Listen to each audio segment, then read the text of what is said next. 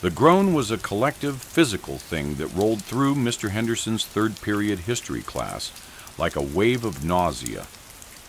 The intercom had just crackled to life, and the principal's weary voice had delivered the dreaded news. Mr. Henderson was out with a family emergency. A substitute would be taking over for the foreseeable future. "No!" whined Chloe from her desk by the window, her head dropping onto her textbook with a soft thud. "Not a sub. My GPA can't take it." Her best friend Leo, seated diagonally behind her, didn't share her academic concerns. He was already on his phone, his thumbs flying across the screen. "Dude, Henderson's unit test is next week. A sub means free periods. It's a blessing." "It's a curse," Chloe muttered, lifting her head. Her eyes, usually bright with a cynical sort of humor, were clouded with genuine annoyance. They never know anything. They just put on some boring documentary from, like, 1995 and read the newspaper. Leo smirked, not looking up from his phone. Even better.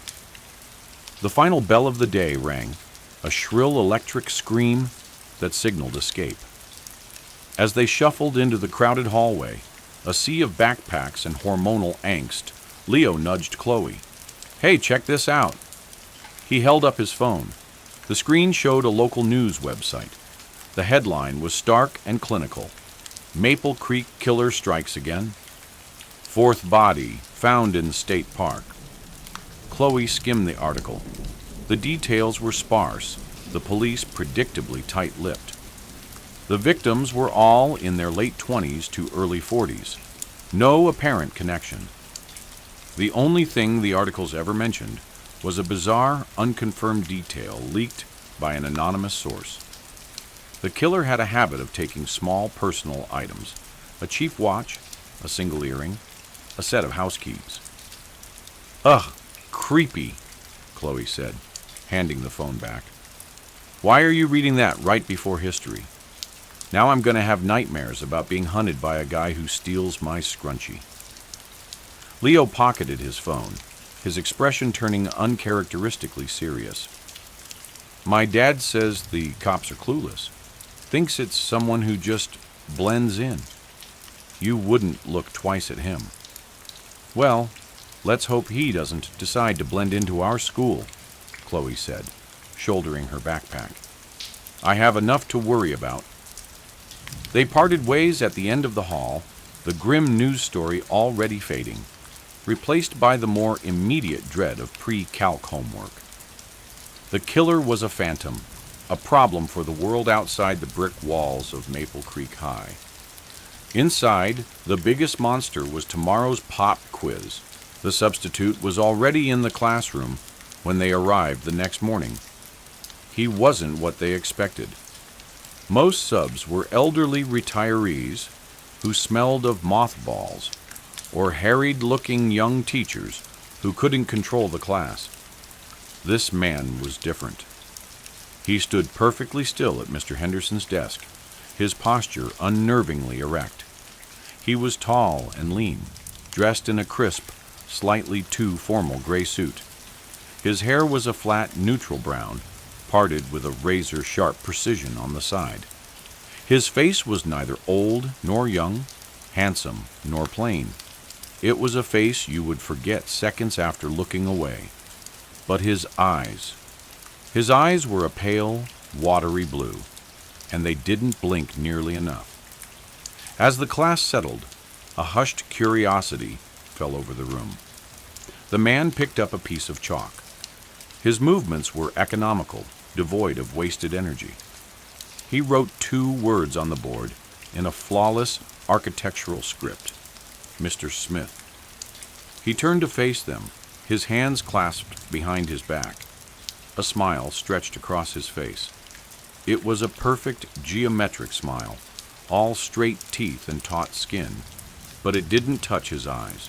"Good morning," he said. His voice was a calm, measured baritone, devoid of accent or inflection. It was the voice of a late-night news anchor reporting a tragedy.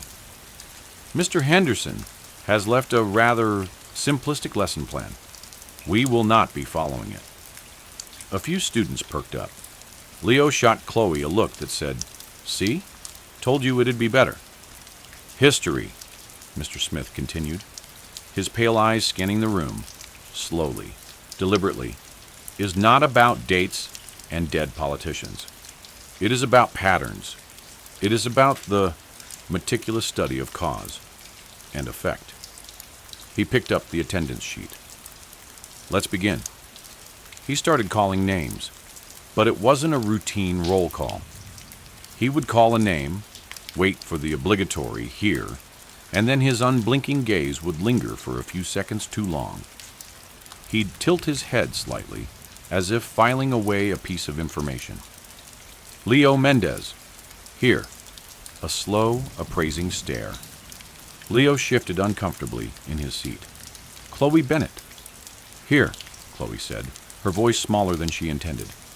His eyes locked onto hers. The smile remained, fixed. "Chloe," he repeated, as if tasting the word. "A classic name, derived from the Greek. It means young green shoot, fragile, breakable." A nervous titter went through the class. Chloe felt a hot flush creep up her neck. "It's just a name," she mumbled. "Nothing is just anything, Miss Bennett," Mr. Smith said softly, his voice cutting through the faint laughter and silencing it. "Everything is data." He finished the list and set the paper down. "Excellent. I now have a baseline for you all." He turned back to the board. "Now, let's discuss the logistical challenges of disposing of a body in the 14th century. The Black Death provided remarkable cover for the ambitious."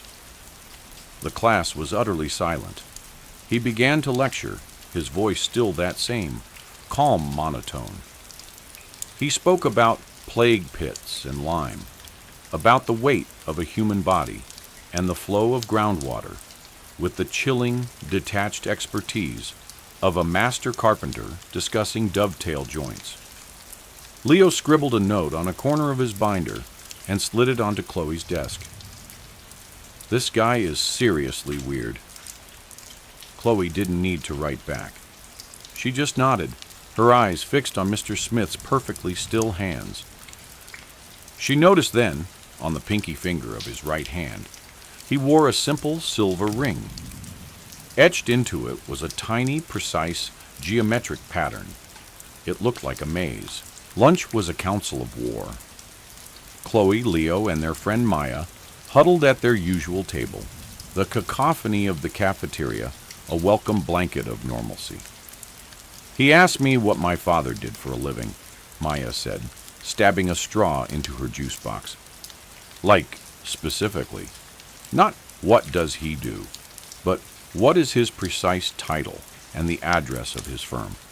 I told him he was a plumber, just to shut him up. He told me my posture indicated a lack of discipline," Leo added, slouching even further in his seat for effect. "Said it made me an easy target." "For what?" he didn't say. Chloe pushed her uneaten sandwich away. "He knew things, small things. When he called Sarah's name, he said, 'Ah, Sarah, left-handed.' And she is. But she was sitting at her desk, not writing. How could he possibly know that?" "Maybe he's just super observant," Maya offered, though she didn't sound convinced. "It's more than that," Chloe insisted, lowering her voice. "Leo, show her the article, the one from yesterday." Leo pulled out his phone and found the news story about the Maple Creek killer. The three of them hunched over the small screen, rereading the sparse details. "Okay, and?" Maya said. "Creepy. But what's it got to do with Mr. Smith?" "The article says the police are looking for a man who is nondescript," Chloe said, her words coming faster now.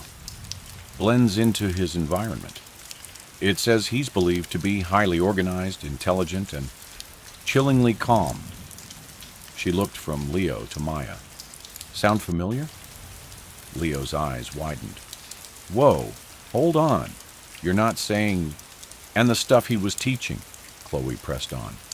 Disposing of bodies? That's not history. That's a tutorial. You've been watching too many true crime docs, Chloe, Maya said, shaking her head. He's just a weird, intense guy. Probably got his teaching degree from some online military academy. It's a way bigger leap to think our sub is a serial killer than to think he's just a terrible teacher. But the ring, Chloe said, the thought suddenly crystallizing. He wore a silver ring with a maze on it. That news article weeks ago about the first victim, didn't it say her boyfriend mentioned she was obsessed with mazes?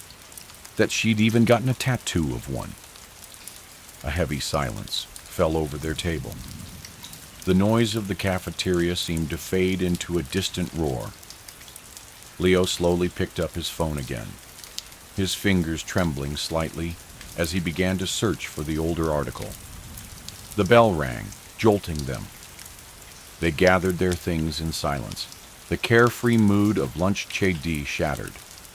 As they walked back to history, Leo hung back, pulling Chloe aside. I found it, he whispered, his face pale. The article about the first victim, Melissa Price. It's right here. It says her boyfriend told police she'd just gotten a new tattoo. A small, geometric maze on her ankle. Chloe's blood ran cold. It was a coincidence. It had to be. 1 million people probably had maze tattoos. 1 million people probably sold maze rings. But as they took their seats and Mr. Smith walked in, his suit just as crisp, his smile just as vacant, Chloe couldn't shake the feeling that they were no longer in a history class. They were in a hunting ground, and the predator was taking roll call. The week wore on. Mr. Smith's lessons grew more and more esoteric. He lectured on the chemical composition of common cleaning agents that could break down organic matter. He had them write essays on the psychological profile of famous traders, focusing on their ability to deceive those closest to them. He never raised his voice. He never got angry. But his calm was more terrifying than any outburst. It was the calm of deep, still water, hiding sharp rocks below the surface. Chloe and Leo kept their heads down. They answered when called upon with monosyllabic responses, avoiding his gaze. They stopped talking about their theory, even to each other. Giving it voice made it feel too real, too dangerous. On Friday, Mr. Smith stood before the class. Today, he announced, we will have a practical examination. A collective groan. Practical exams in history were unheard of. Do not worry. It is not a test of memorization. It is a test of awareness. His watery blue eyes swept over them. I will ask you a series of questions. You will write your answers down. The subject will be each other. He proceeded to ask the most bizarre and invasive questions Chloe had ever heard. How many steps does it take Leo Mendez to walk from the door to his desk? What is the brand of Maya's headphones? What page is Chloe Bennett's history textbook open to right now? The class was scribbling, confused and anxious. Chloe's hand was sweating. She knew the answer to the one about Leo. 52. She'd counted subconsciously all week. She wrote it down, a knot of fear tightening in her stomach. Why would he care? Why would anyone care? After collecting the papers, Mr. Smith smiled his thin, bloodless smile. Adequate, he said, though no one knew if they had passed or failed. Most of you sleepwalk through your existence. You see, but you do not observe. It is a fatal flaw. The bell rang. As everyone rushed to leave, Mr. Smith's voice cut through the noise. Miss Bennett. A word Chloe froze, her heart hammering against her ribs. Leo shot her a panicked look from the doorway. She gave a tiny, almost imperceptible shake of her head. Go! The classroom emptied, leaving her alone with him. The air grew still and cold. Mr. Smith was looking down at the tests. He didn't speak for a full minute, the silence stretching into something unbearable. You scored a perfect 100%, Miss Bennett, he said finally, looking up. His expression was unreadable. You observe. You see the details others miss. Chloe couldn't speak. Her throat was sealed shut. He took a step closer to her desk. He smelled faintly of bleach and something else, something metallic. That is a rare gift. It's what makes you so interesting. He reached into his suit pocket. Chloe flinched, expecting a knife, a gun. But he only pulled out a small, polished stone. It was dark and smooth. He placed it on her desk with a soft click. A souvenir, he said softly. From my last hike in the state park. Keep it, to remember this lesson. He turned and walked back to his desk, picking up his briefcase as if the conversation was over. You may go. Chloe stared at the stone. It was just a rock, but it felt heavy with implication. It felt like a threat. It felt like a promise. She snatched it up, her fingers closing around its cold, smooth surface, and fled the room. Leo was waiting for her down the hall, his face etched with worry. What did he want? He demanded. Wordlessly, Chloe opened her hand. The dark stone sat on her palm. Leo looked at it, then at her, his confusion turning to dawning horror. The news! They said the killer takes souvenirs, but they never said. They never said he sometimes leaves them, too. They stood there in the crowded, noisy hallway, feeling more alone than they ever had in their lives. The substitute wasn't just a suspect in a news story anymore. He was in their school. He knew their names. And he had just given Chloe a gift. The principal's office was a study in beige. Principal Evans, a kind-faced man with a perpetually worried expression, steepled his fingers as Chloe and Leo finished speaking. So let me get this straight, he said slowly, a patronizing tone in his voice. You believe Mr. Smith, a fully vetted substitute teacher from a reputable agency, is the Maple Creek killer? Because he's a strict teacher, knows things, and gave you a rock. When he said it out loud, it sounded ridiculous. Chloe's conviction wavered. It's not just the rock, Leo insisted, though his voice had lost its earlier force. It's everything. The way he looks at us, the things he talks about, the questions on the test. Mr. Smith's methods are unorthodox, I'll grant you that, Principal Evans said, leaning back in his chair. The agency warned us he was intense, a high achiever, former corporate trainer. He believes in situational awareness. Frankly, it's a skill more kids could use. Situational awareness? Chloe echoed, her hope crumbling. He's preparing you for the real world, the principal said with a finality that closed the subject. Now, I appreciate your vigilance, but making serious, libelous accusations against a member of staff is not something I can take lightly based on a feeling and a geology sample. I suggest you both focus on your studies and try to learn from Mr. Smith's unique perspective. Dismissed, they trudged out of the office. The door clicked shut behind them, a sound of absolute defeat. He thinks we're idiots, Leo muttered, kicking a locker.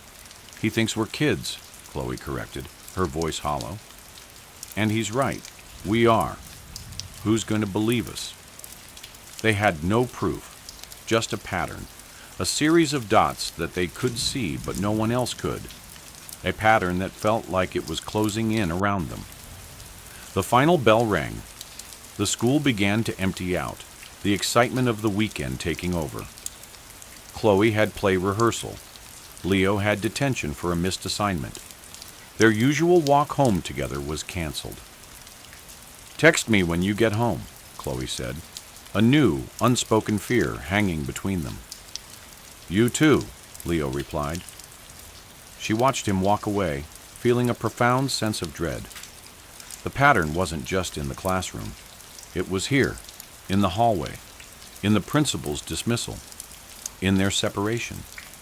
It all felt planned. Rehearsal was a blur. Chloe flubbed her lines, her mind constantly drifting to the stone, now buried at the bottom of her backpack. When it was over, the drama teacher held her back to discuss her lack of focus. The school was nearly empty by the time she got to her locker. The hallway was long and silent, lit only by the emergency exit signs.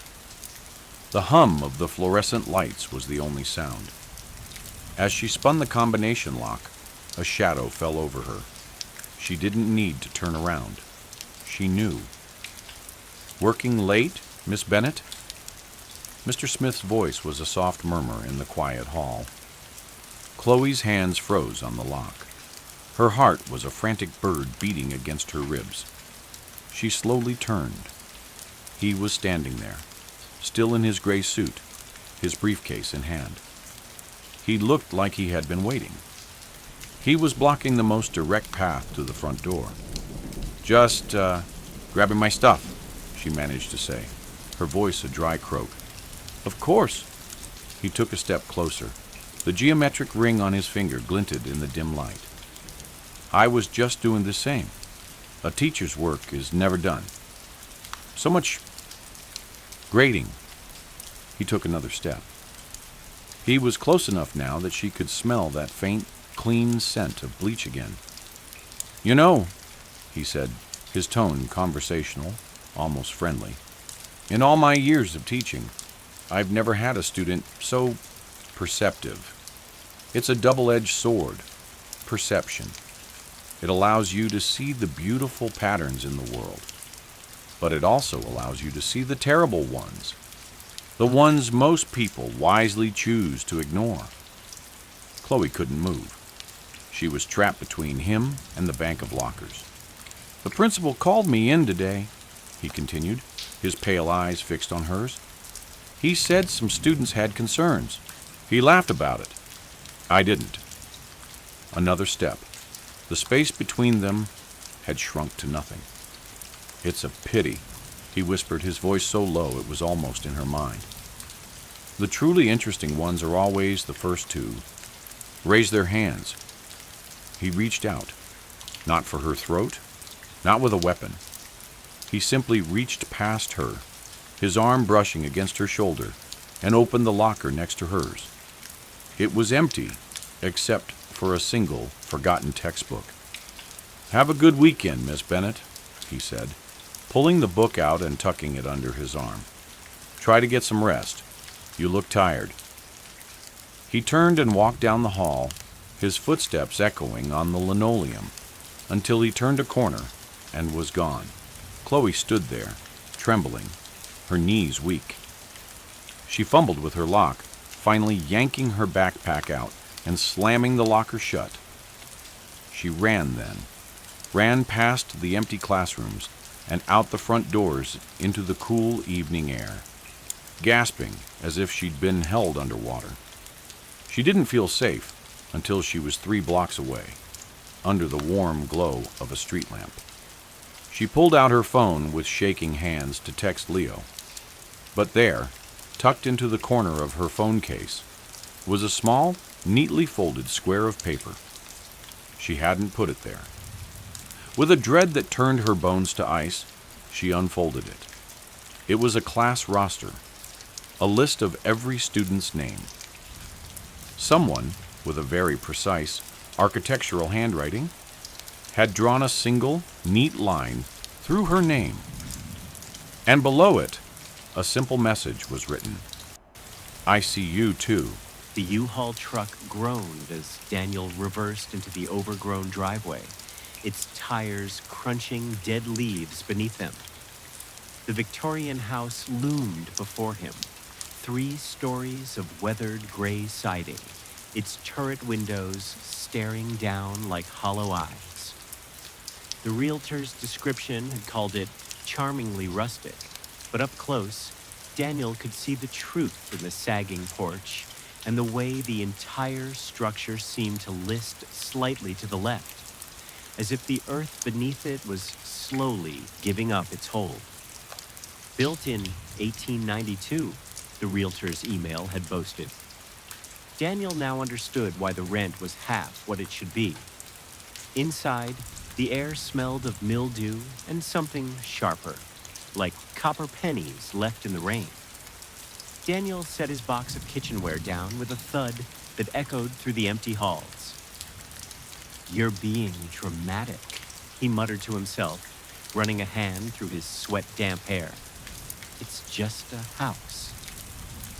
As night fell, Daniel discovered the bedroom lights flickered no matter which bulb he replaced. He finally gave up and climbed into bed by the dim glow of his phone. That's when he first heard it, a slow, wet sound from the walls, like lungs expanding. Whoosh. Pause. Whoosh! Daniel sat bolt upright. "Hello?" His voice sounded pitifully small in the dark. The breathing stopped. For 10 minutes, he stared at the floral wallpaper, waiting. Just as he began to relax, the mattress beneath him compressed slightly. The unmistakable sensation of weight settling at the foot of the bed. Daniel didn't sleep that night. Morning light revealed nothing amiss. Daniel spent the day unpacking, jumping at every creak of the old floors. By sunset, he'd convinced himself it had been a dream. "You're 32 years old," he scolded himself while microwaving a frozen dinner. "Grow up." The microwave's hum drowned out the other sounds at first, but as it beeped, Daniel heard it again. The breathing, this time coming from the basement door. He approached slowly, hand trembling as it hovered over the knob.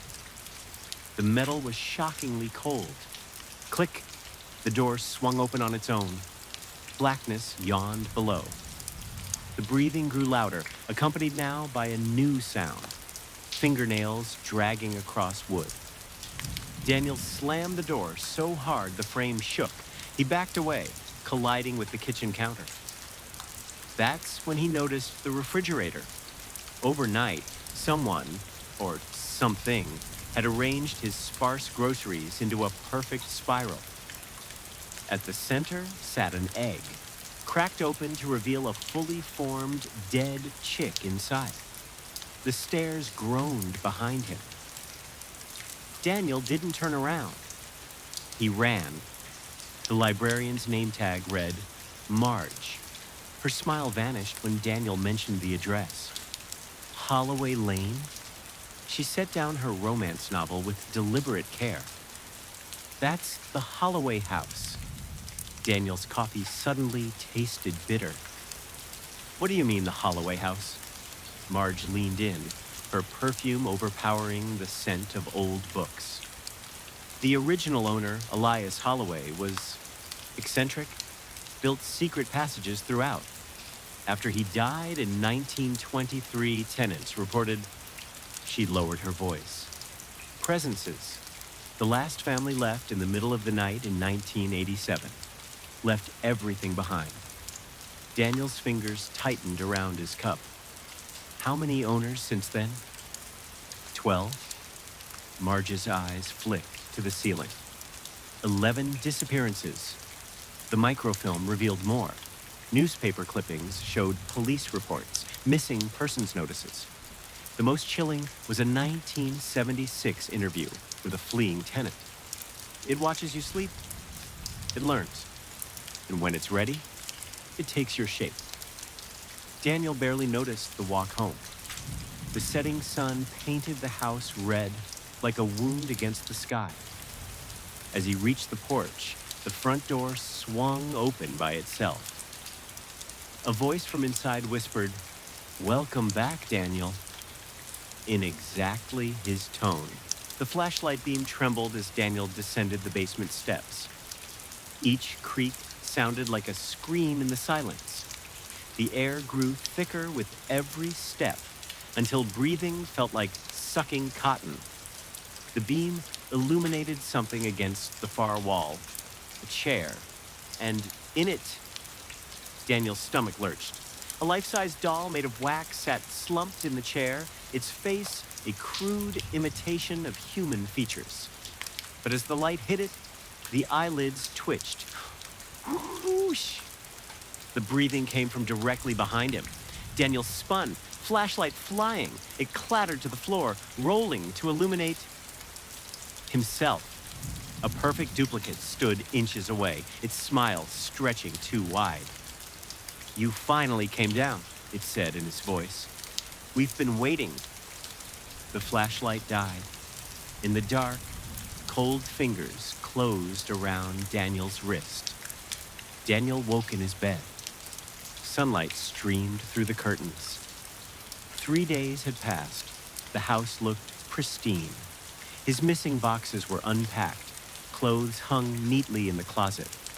In the kitchen, coffee brewed itself. The mirror showed his reflection smiling at him. "No," Daniel whispered. His reflection's grin widened. "Yes." It stepped through the glass, its skin sloughing off like wet paper to reveal the thing beneath, a writhing mass of shadows with too many eyes. "You're tired, Daniel," it crooned, pressing a cold hand to his forehead. "Sleep now." As consciousness faded, Daniel saw them, figures emerging from the walls. All slightly wrong, all wearing familiar faces. The last thing he heard was the front door opening and a new voice calling, "Hello, I'm the new tenant." The creatures turned as one, smiling. "Welcome home," they chorused. The tape recorder clicked as Archbishop Moretti slid it across his desk. "You should hear this before you refuse again, Daniel." Father Carter's fingers hovered over the device. The Archbishop's office smelled of old books and incense, but beneath it lingered something darker, the acrid scent of fierce sweat. "Play it," Moretti urged. A hiss of static then. "This is Father Michael Voss, recording from St. Agnes Orphanage. It's in the walls. The children keep singing that damn nursery rhyme." A chorus of children's voices, eerily synchronized. 5 little priests came to say their prayers. One fell down and the demon stared. A wet crunch. Screaming. The tape cut off. Moretti crossed himself. Voss was found 3 days later. His mouth. It was full of, "I'll go," Daniel said. Rain turned the mountain road to black glass. Daniel's headlights reflected off the abandoned sign. St. Agnes Home for Wayward Children. Established. 1921. The orphanage emerged from the storm, a gothic monstrosity of spires and boarded windows. As Daniel parked, his radio crackled to life. "If you're hearing this, turn back." Silence. The front doors groaned open before he could knock. A skeletal woman in a moth-eaten habit stood silhouetted in the foyer. "Father Carter." Her voice was dust on stone. "We have been waiting." Behind her, shadows moved wrong, elongated limbs crawling along the ceiling. Daniel gripped his crucifix. "Show me the children, sister." Her smile split her face too wide. "Oh, they'll show themselves." The dormitory should have been freezing. No heat, broken windows. But Daniel's breath didn't fog. 12 beds, 12 motionless lumps under blankets. Then the singing began. 4 little priests lit a holy flame. One got hungry, and a rustle. Bed number 7's covers slid back. Emily, according to her name tag, sat up. Her nightgown was pristine. Her eyes were pools of ink. "You smell like him," she lisped. like Father Voss. Daniel's stole slipped from numb fingers. What happened here? Emily's neck cracked as she tilted her head. The bad thing got in. It's always hungry. The other beds rustled. 11 more heads turned toward them. Sister Marianne appeared in the doorway. Time for evening prayers, children. They moved as one. Spider quick, joints bending backward. Daniel barely made it to the chapel before vomiting. The chapel smelled of copper and spoiled milk. Daniel set up his ritual items with trembling hands. Blessed salt, clumping unnaturally. Holy water, bubbling in its vial. The 1614 Roman ritual, pages stuck together with something. A giggle echoed from the confessional. Daniel threw open the curtain. Empty. Then a whisper from the crucifix above the altar. They lied about how Voss died. The candles flared blue. Emily stood at the altar, her nightgown now stained brown. Want to see? She opened her mouth and kept opening, jaw unhinging like a snake's, until Daniel saw it.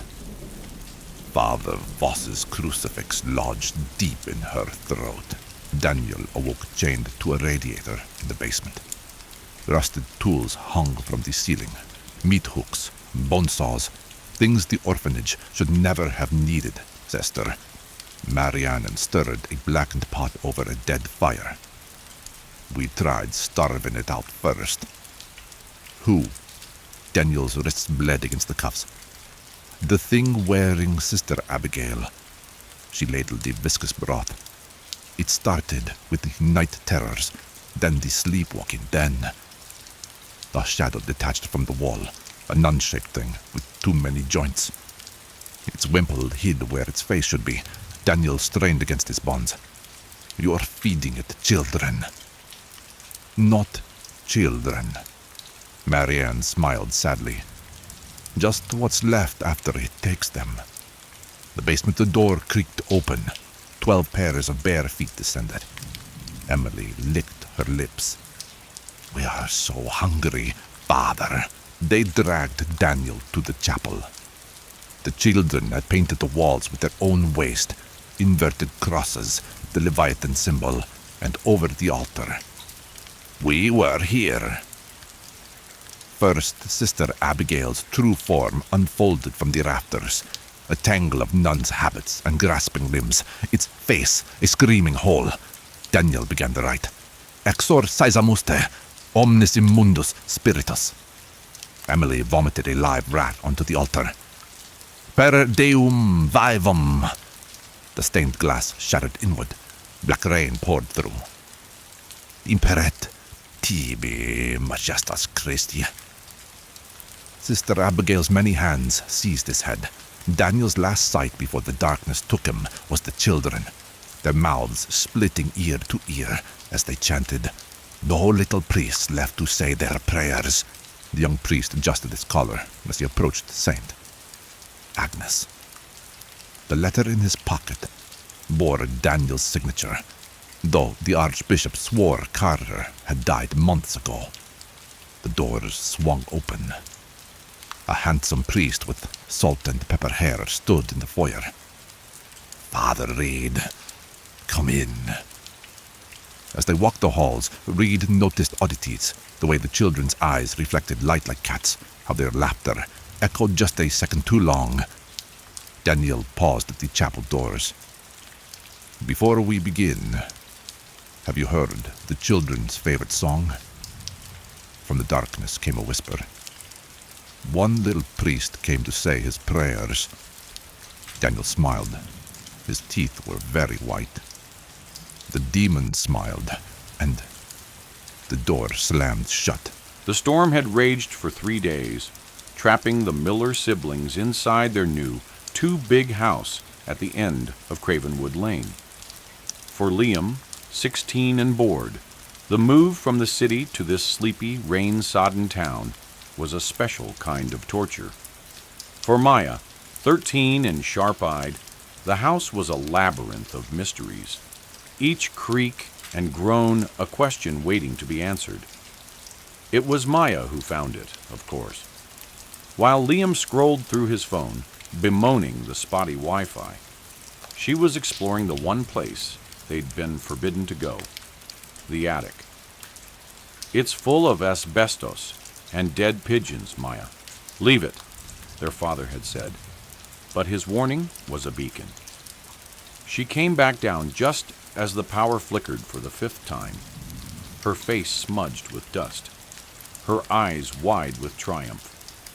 In her arms, she carried a flat, rectangular box. "What's that?" Liam asked, not looking up from his screen. "It was tucked under the eaves, behind a bunch of old trunks," she said, placing it on the coffee table with a soft thud. She blew a layer of fine gray dust from the lid, making them both cough. Liam finally glanced over. The box was old, made of dark, polished wood. Carved into the lid was an intricate sunburst design, surrounded by strange, curling symbols. There was no clasp. Maya lifted the lid. Inside, nestled on a bed of faded purple velvet, was a Ouija board. The wood was smooth and pale, unlike the cheap cardboard ones sold in toy stores. The letters of the alphabet were carved in an elegant, almost menacing script. The numbers ran along the bottom. In the top corners were the words yes and no, and at the very top, below the carving of a crescent moon and a staring eye, was the word goodbye. Resting in the center of the board was a teardrop-shaped planchette, made of the same pale, polished wood, with a small circular window of clear glass in its center. "Whoa!" Liam breathed, putting his phone down. "That's legit." "We should try it," Maya said, her voice hushed with excitement. "Dad said not to mess with this stuff," Liam replied, but his protest was weak. The boredom was a physical weight, and this was the most interesting thing that had happened in weeks. "Dad's at the store. Mom's taking a nap. The power's probably going to go out. It's perfect," Maya argued, her logic impeccable. "It's probably just a toy anyway. We'll ask it stupid stuff, like who you're going to marry." Liam rolled his eyes but smiled. "Fine, but if we summon a demon, you're explaining it to Mom." They sat on the floor, facing each other, the board between them. The only light came from the gray, storm-washed windows and the faint glow of Liam's dying phone. They placed their fingertips lightly on the planchette. It felt cool and strangely alive under their skin. "Okay," Maya whispered, her voice suddenly small in the darkening room. "Is anyone there?" Nothing happened. The house groaned in the wind. "Told you it was stupid," Liam said. But then a tremor. A faint, almost imperceptible vibration traveled through the planchette. Slowly, jerkily, it began to move. It slid across the smooth wood, not in the wild circles they'd expected, but with a deliberate, chilling purpose. It stopped under the glass viewer. Y-E-S. Maya gasped, a delighted grin spreading across her face. Liam's skepticism wavered. His fingers hadn't moved. Had hers? "Who are you?" Maya asked.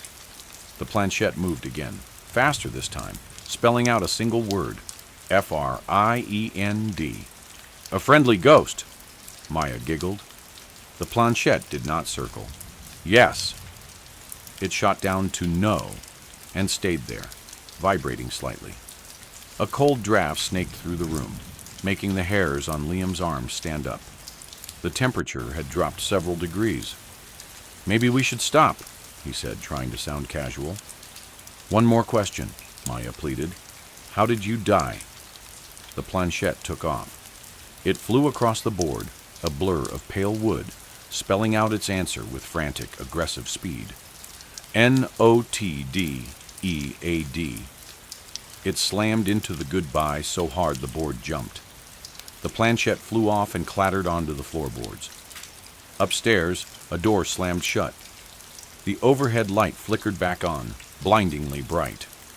The strange cold was gone, replaced by the normal warmth of the house. Liam and Maya stared at each other, their hearts pounding. The thrill of the game was gone, replaced by a shared, unspoken unease. "It was you moving it, right?" Liam asked, his voice tight. Maya shook her head, her earlier excitement replaced by a pale fear. "Number, was it you?" From deep within the walls of the old house, they both heard it then. A soft, dry sound, like someone dragging fingernails slowly across plaster. They told themselves it was the wind. They packed the board back into its box and shoved it under Liam's bed, a silent agreement passing between them to never speak of it again. But that night, as Liam tried to sleep, he heard it again. Not from the walls. This time, it was closer. It was the sound of scratching, coming from directly under his bed. The scratching became the soundtrack of their lives. It started small, easy to dismiss. A faint skittering behind the baseboards that their mother blamed on mice. "Old house," their father said, setting traps that remained forever unsprung. But Liam and Maya knew it wasn't mice. The sounds were too deliberate, too intelligent. It would scratch in patterns, sometimes 3 quick rasps, then 2 slow ones. A morbid Morse code message from the walls. A week after the Ouija board, Maya woke Liam in the middle of the night. She stood in his doorway, her face pale in the moonlight, clutching her stuffed owl. "It's talking to me," she whispered. "What are you talking about?" "Go back to bed," Liam groaned, pulling his pillow over his head. "The scratching. It's in my room now. It scratched my name." Liam sat up, now fully awake. "Maya, stop it. You're freaking yourself out." "I'm not," she insisted, her voice cracking. "Come listen." Reluctantly, he followed her down the hall to her room. Her walls were a cheerful yellow, covered in posters of boy bands and fantasy novels. It was the last place a demon should be. "Listen," she commanded. They stood in silence. For a moment there was nothing. Then it came. A slow, deliberate scrape against the wall behind her headboard. Scratch, scratch, scratch. "See?" she said. "It's the tree branch outside," Liam said, though the night was still. He walked to the window to prove his point. As he did, the scratching came again, louder this time.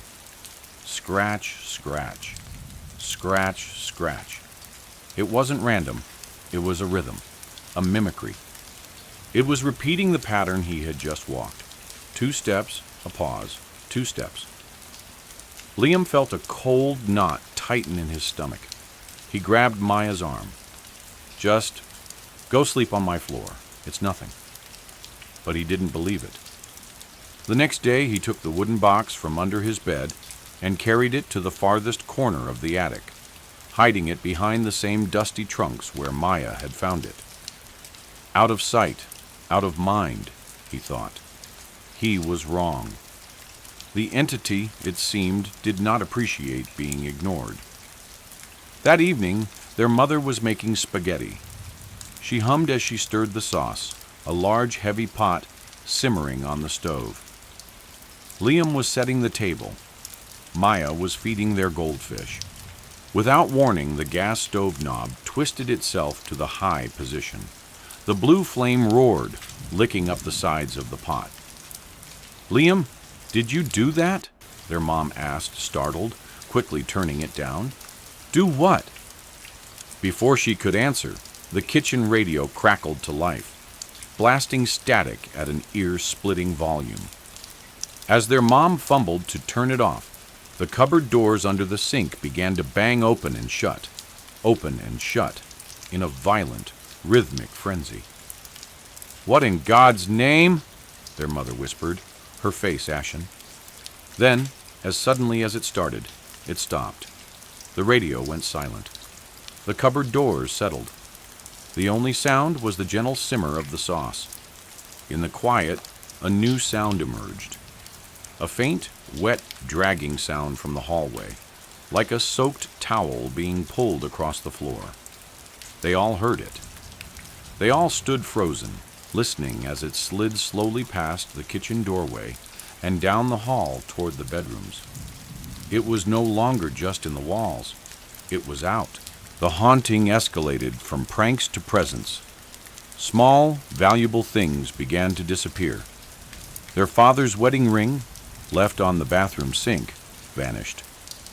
A silver locket that belonged to their grandmother was gone from Maya's jewelry box. The items were never found. The cold spots returned, drifting through the house like icy ghosts. Doors would be found wide open when everyone swore they'd been closed. The smell of something foul and coppery, like old blood and wet earth, would waft through a room and then vanish. Liam and Maya stopped talking about it to each other. The fear was a wall between them. They jumped at every sound, their sleep filled with nightmares of scratching and the feel of cold wood under their fingers. The worst was the shadow. Liam saw it first. He was getting a glass of water late one night when he saw a tall, impossibly thin shape detach itself from the deeper darkness of the hallway. It didn't move like a person. It slid, a gliding, unnatural movement, before disappearing into the living room. He didn't go after it. Maya saw it the next night. She woke up thirsty and saw it standing in the corner of her room, a man-shaped void that absorbed the moonlight. It had no face, no features, just a terrifying, elongated silhouette.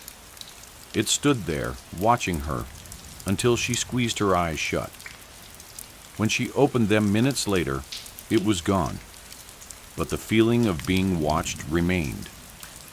Their parents were fighting now. Their mother was convinced the house was haunted, her nerves frayed to breaking point. Their father insisted it was faulty wiring, settling foundations, and an overactive imagination. The tension was a new kind of haunting. Liam knew they had to do something. They had to get rid of it.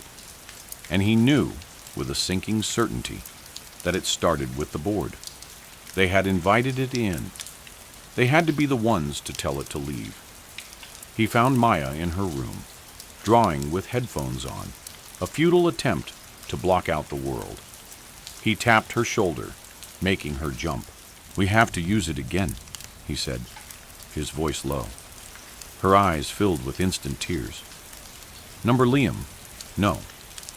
We have to tell it to go away. We have to say goodbye properly. Maybe we didn't do it right."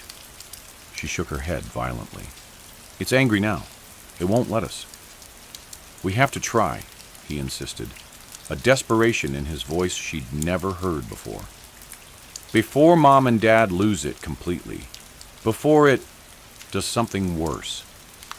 Reluctantly, terrified, Maya agreed. They waited until their parents were asleep. The house was silent. The only light a single flashlight Liam held with a trembling hand. He retrieved the box from the attic, the carved symbols seeming to writhe in the beam of his light. They set it up in the same spot in the living room. The air was frigid. They placed their fingers on the planchette, their hands cold and clammy. "Okay," Liam whispered, his throat dry. Is our friend here?" The planchette remained still for a long, terrifying moment. Then it shot to yes. "We want to say goodbye now," Liam said, his voice shaking. "It's time for you to go."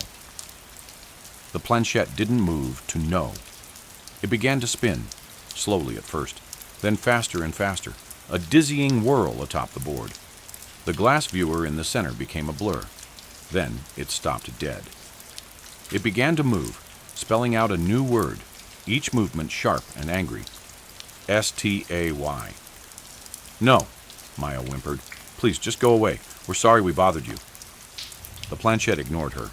It spelled out another word, this one making Liam's blood run cold. F-A-M-I-L-Y. The overhead light exploded in a shower of glass and sparks, plunging them into darkness. The planchette flew from the board and hit the wall with a crack. From the hallway leading to their parents' room, a door creaked open. Then came a sound that would haunt Liam forever. His mother's scream, raw and absolute, shredded with a terror beyond reason. It was no longer haunting the house. It was haunting them. The thing had a name. It whispered it to them in the dark. After the scream, their father came stumbling out of his room, his face a mask of confusion and fear. Their mother was huddled in the corner of her bed, sobbing uncontrollably, unable to speak of what she had seen standing over her. She only pointed a trembling finger toward the hallway, toward the children. Their father's suspicion and frustration finally found a target. Them. The late nights, the whispered conversations, the jumpiness. "What did you do?" he demanded, his voice rough with sleep and fear. "What is going on in this house?" Trapped and terrified, the dam broke. Liam and Maya, talking over each other in a frantic, tearful jumble, told him everything. The attic, the board, the scratching, the shadow, the word family. Instead of the belief they craved or the help they needed, their father's face hardened into a mask of angry disbelief. "A Ouija board? You're telling me you've been messing with that stupid thing and now you've got yourself so worked up you're hallucinating? You scared your mother half to death." "Dad, it's real," Liam cried. "We didn't imagine the stove or the radio." "Coincidence. Faulty appliances," he roared. "I will not have this nonsense in my house. You are both grounded until further notice. And that toy is going in the trash tomorrow." He stormed off to calm his wife, leaving them alone in the dark living room, more isolated than ever. The scratching in the wall started up again, a slow, mocking applause. The next day, their father took the wooden box and threw it in the outside garbage bin right before the truck came. They heard the crunch of the compactor from inside the house. He looked at them with a satisfied, "See? It's over" expression. It wasn't over. It had only just begun. The entity was furious. That night, the house erupted. Every faucet turned on full blast, spewing rusty brown water. The doors locked and unlocked themselves repeatedly. The smell of rot was so thick it was hard to breathe. And through it all, a new sound. A low, guttural whispering that seemed to come from the vents, just on the edge of understanding. Liam and Maya barricaded themselves in Liam's room, pushing his dresser against the door. They sat on the floor, holding hands, crying silently, as the chaos raged outside. The whispering grew louder, slithering under the door. "Liam! Maya!" It knew their names. Then, clear as a bell, a single word cut through the static and the noise, a word filled with ancient malice and a chilling sense of ownership. Azarayath. It was its name. And by speaking it, by knowing it, they had given it more power. They felt it in the air, a dark electricity that raised the hairs on their necks. The entity was no longer a vague presence. It was a named thing, and it was proud. The banging on the door stopped. The whispering ceased. The house fell into an unnatural, watchful silence. The dresser shuddered. Not from something hitting the door, but from the dozens of pens and pencils on Liam's desk, rattling in their cup. They vibrated, then lifted into the air, suspended for a moment before slamming point first into his bedroom door, spelling out a single, terrifying word in a frantic, jagged scrawl of plastic and wood. Mine! Their parents couldn't deny it anymore. The word mine, gouged into the wood of Liam's door, was not a hallucination. The fear in the house was a tangible thing, a fourth member of the family that sat at the dinner table and slept in their beds. Their mother refused to stay another night. She packed a bag and went to a hotel, her eyes hollow with trauma. Their father, stubborn and scared, stayed. He bought holy water from a church downtown and sprinkled it in the corners of every room. It sizzled and evaporated on contact with the floorboards, leaving behind a bitter, burnt smell. It only made things worse. Azariath was a show-off. It rearranged the furniture in the living room into a perfect circle every night. Family photos were found with the faces scratched out. The temperature would plummet so suddenly that their breath would fog in front of their faces. The whispering was constant now, a toxic litany of threats and promises in a language that felt old and foul. Liam, desperate, turned to the only thing he could think of, the internet. He spent hours in the public library, researching demons, Ouija boards, and banishments. The more he read, the more hopeless he felt. Every source said the same thing.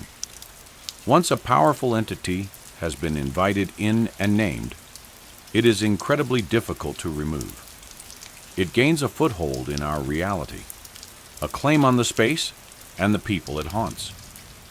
He found a single, consistent thread of advice: revocation. You had to revoke the invitation. You had to confront it directly, on its own terms, and take back your welcome. He told Maya his plan. Her face was pale but resolute. They had to do it. They had to go back into the attic. Their father was asleep in his chair, exhausted from fear and frustration. They crept past him, their footsteps silent on the stairs. The attic hatch groaned as Liam pulled it down, the sound obscenely loud in the quiet house. The attic was freezing. The air was thick with dust and the smell of old, dry wood. In the beam of the flashlight, the dust motes danced like agitated spirits. They found the spot where Liam had hidden the box. It was gone. But something else was there. In the exact same place, sitting on the floorboards, as if waiting for them, was the planchette.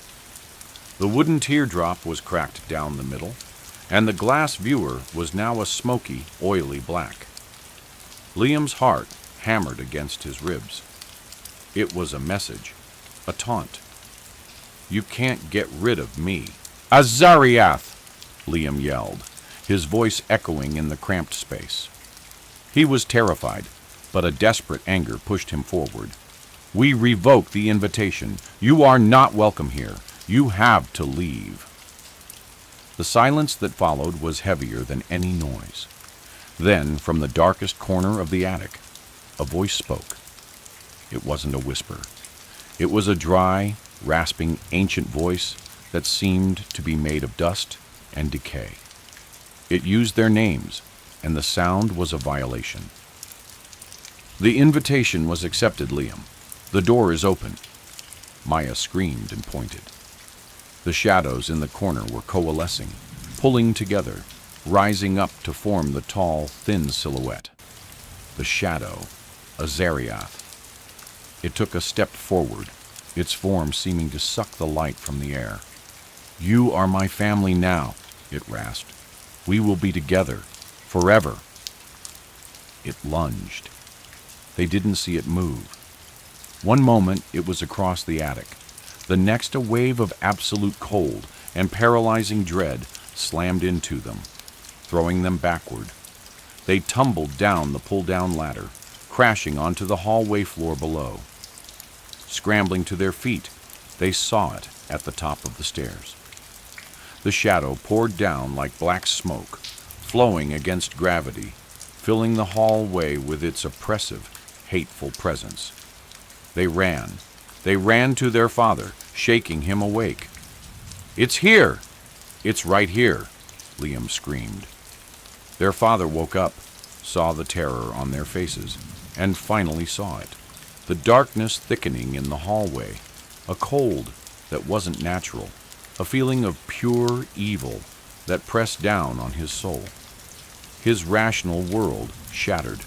The house light surged to a blinding intensity and then blew out with a series of pops, plunging them into a darkness that was now alive.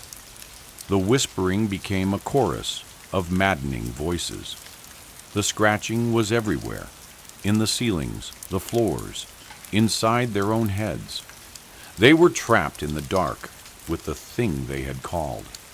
And it was time for their family to truly be together. The house on Cravenwood Lane went up for sale a month later. The real estate listing called it a handyman's special, noting some cosmetic damage and outdated wiring. The price was a steal. A young couple with a baby on the way came to see it. They loved the space, the big yard, the character. "It's so quiet," the wife remarked, running a hand over the beautiful polished newel post on the staircase. The realtor smiled tightly. "Yes, very peaceful." As they toured the master bedroom, the husband frowned. "Hey, do you hear that?" They all paused. There was a faint sound, a dry, rhythmic scraping. "Probably just a tree branch," the realtor said quickly, her smile not reaching her eyes. "It's an old house." The sound stopped. Then, from the baby's room down the hall, a new sound emerged. It was faint, melodic, the sound of a music box. The young couple looked at each other and smiled. It felt homey, charming. They didn't know the previous family. They didn't know about the board, or the shadow, or the name Azariath. They didn't know that the scratching was a welcome message. They didn't know the music box had been thrown away weeks ago. All they knew was that the house felt eager to have them. In the attic, hidden in a space between the walls, where no one would ever think to look, a polished wooden planchette sat waiting. The crack down its middle looked like a smile. The glass viewer, once clear, was now the deep, impenetrable black of a starless night. The new family would be moving in next week. Azariath could be patient. It had all the time in the world. It was so nice to have a family again. The flyer was sleek, professional, and utterly out of place amongst the pizza menus and plumbing service ads on the community bulletin board. It was a single sheet of heavy, matte black paper with silver, embossed lettering. Somnia Institute, clinical sleep study. Participants needed $5,000 for 7 nights. Experience the future of rest. For Alex Croft, the offer was a lifeline. The rent was 2 weeks overdue, and his freelance gigs had dried up. The money was too good to be true, which was precisely why he applied. A week later, a man named Dr. Evans called. His voice was a smooth, calming baritone, the kind designed to inspire immediate trust. The screening was thorough. Medical history, psychological evaluation, blood work. Alex passed. The contract he signed was thick with impenetrable legal jargon, but the number at the bottom, $5,000, was all he needed to see.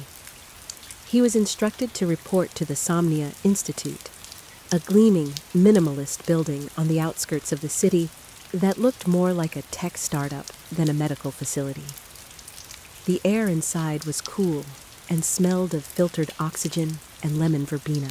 Dr. Evans was exactly what his voice promised, a man in his late 50s with kind eyes, a neat gray beard, and an impeccably tailored lab coat. He shook Alex's hand with a firm, dry grip "Alex, welcome. We're so pleased to have you," he said, his smile genuine. "You're going to help us change the lives of millions who suffer from poor sleep." He led Alex on a tour. The facility was silent and serene. They passed observation rooms where other participants, ordinary people like Alex, slept peacefully under the soft glow of monitoring equipment. "The core of our study is the neurosonic resonator," Dr. Evans explained, gesturing to a small white orb on a bedside table in Alex's assigned room. The room was luxurious. A king-sized bed with memory foam, blackout curtains, a temperature control panel. It emits a tailored frequency that syncs with your specific brainwaves, guiding you into and maintaining a state of perfect restorative delta wave sleep. You won't just be asleep, you'll be optimized. That first night was a revelation. A friendly technician named Sarah attached the sensors to his scalp and chest, a process that was surprisingly unobtrusive. She started the resonator. A soft, complex tone filled the room, like the distant song of a humpback whale filtered through a digital synthesizer. It wasn't a monotonous hum. It was a living, shifting soundscape that seemed to cradle his consciousness. Alex had never experienced sleep like it. It was a plunge into a warm, silent, velvet blackness, utterly devoid of dreams. He didn't toss. He didn't turn. He was a stone sinking through perfect, still water. When he was gently woken by a soft chime 8 hours later, he felt new, rested in a way he didn't know was possible. His mind was clear, his body humming with a quiet energy. "See?" Dr. Evans said at the morning debrief, reviewing the flawless sleep architecture on his tablet. "A 92% efficiency rating. Extraordinary. How do you feel?" "Amazing," Alex replied, and it was the truth. The second night began identically. Sarah attached the sensors. The resonator hummed its gentle, intricate lullaby. Alex sank into that welcoming, dreamless void. He didn't know what woke him. There was no sound, no movement. One moment he was nothing, and the next he was aware, and he was trapped. His eyes were open, staring at the acoustic tiled ceiling. A single, dim nightlight cast long shadows. He tried to turn his head. Nothing. He tried to lift a finger. Impossible. He tried to scream, to call for Sarah, for Dr. Evans, for anyone. His lungs wouldn't obey. His vocal cords were frozen. He was a living statue, a mind encased in unresponsive flesh.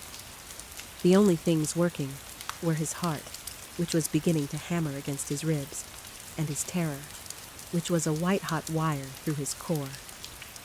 "Sleep paralysis," his rational mind screamed, a desperate attempt to cling to sanity. "It's a known phenomenon. It'll pass. It'll pass." But this was different. It felt imposed, external. The resonator's tone was still playing, but it had changed. Underneath the soothing melody was a new layer, a sub-audible vibration that felt like ants crawling through his brain. The door to his room hissed open. Sarah, the technician, walked in. She moved with a quiet efficiency, checking the readings on the main monitor by the door. She didn't look at him. She made a note on her digital clipboard. Hope surged through Alex. She'll see my vitals. She'll see my heart rate. She'll know something's wrong. Sarah finished her notes and finally turned toward the bed. She walked over and looked down at him. Her expression was not one of concern or alarm. It was one of clinical curiosity, like a botanist examining a peculiar plant. She leaned over him, her face close to his. He could smell her perfume, a faint scent of jasmine. Her lips were next to his ear.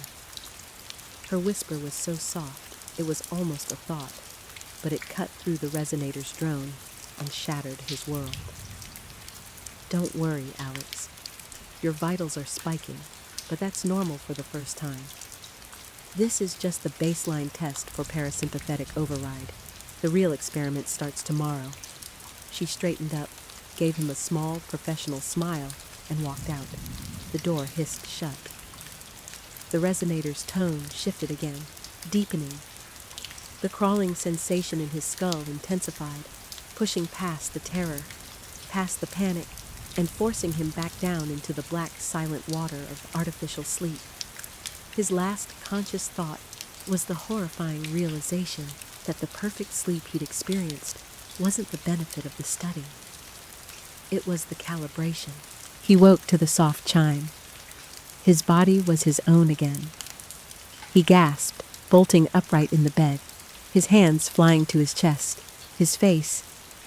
He was drenched in a cold sweat. Sarah entered, her smile as friendly as ever. "Good morning, Alex. You had another excellent night. Delta wave penetration was even deeper. How are you feeling?"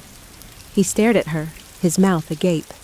The memory of the night before was a raw, screaming wound in his mind. Her whisper echoed in his ears. Parasympathetic override. I was awake," he stammered, his voice hoarse. "I couldn't move. You were here. You said something to me?" Sarah's smile didn't falter. She tilted her head, a picture of polite confusion. "Awake? That's highly unlikely, Alex.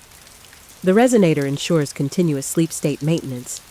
You might be remembering a very vivid hypnagogic image. It happens sometimes as the brain adjusts to truly deep sleep, a kind of waking dream." "It wasn't a dream," he insisted, his voice rising. "I was paralyzed. You whispered in my ear." Her expression shifted to one of gentle, professional concern. "Alex, I assure you, I was at the central monitoring station all night. Our logs will show no entry into your room after lights out. It's strictly protocol." She gestured to the sensors on his head. "Your neural readings show you were in a state of deep, uninterrupted sleep. See?" She turned the tablet around. The graph was a smooth, rhythmic series of deep valleys and peaks. Delta waves, perfect sleep, no spikes of wakefulness, no panic. He looked from the flawless data to her calm, believable face. A cold dread, deeper than the panic of paralysis, began to seep into him.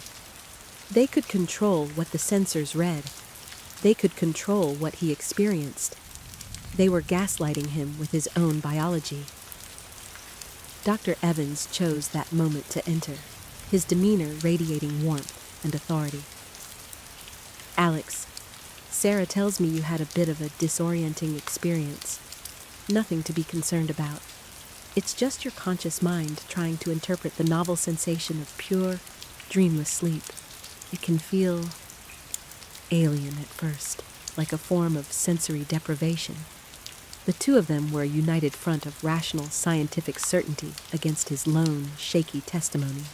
The $5,000 glittered in his mind. The rent, the debt. Was he just being paranoid? Could it have been a dream? It felt so real. "Perhaps we should adjust the resonator's frequency slightly tonight," Dr. Evans said, placing a reassuring hand on Alex's shoulder. "Dial it back a touch for your comfort. The most important thing is that you feel safe and secure." The words were comforting, but the look in Evans's eyes was not. It was the look of a fisherman calmly playing a hooked trout, giving it line, knowing the fight is already over. That day, the facility felt different. The silence was heavier. The smiles of the staff seemed more fixed, more practiced. He was allowed to spend the day in a common area with a few other participants. He thought about confiding in them, but they all looked so peaceful, serene. They talked about how well they were sleeping, how incredible they felt. "Best decision I ever made," said a woman named Linda, sipping herbal tea. "I haven't had a single nightmare." Alex felt a chill. He hadn't even considered nightmares. He hadn't dreamed at all. That night, As Sarah attached the sensors, his hands were trembling. She noticed. Nervous? She asked, her tone light. A little, he admitted. Don't be, she said, her smile not reaching her eyes. The adjustment Dr. Evans made will make everything much smoother. The resonator activated. The sound was different. The soothing melody was still there, but the underlying, sinister vibration was stronger now, more pronounced. It felt like a physical pressure against his temples. He fought it, clenching his fists under the sheets, trying to focus on the memory of his apartment, his messy desk, his overdue bills. Anything to anchor himself to reality. It was a futile effort. The sound was a key turning in the lock of his mind. His thoughts grew fuzzy, distant. The blackness didn't feel warm and welcoming this time. It felt like a predator's embrace, smothering and inevitable. He lost the fight and was pulled under. He didn't wake paralyzed. He became aware, but he wasn't in his body. He was a floating point of consciousness in a vast, dark space.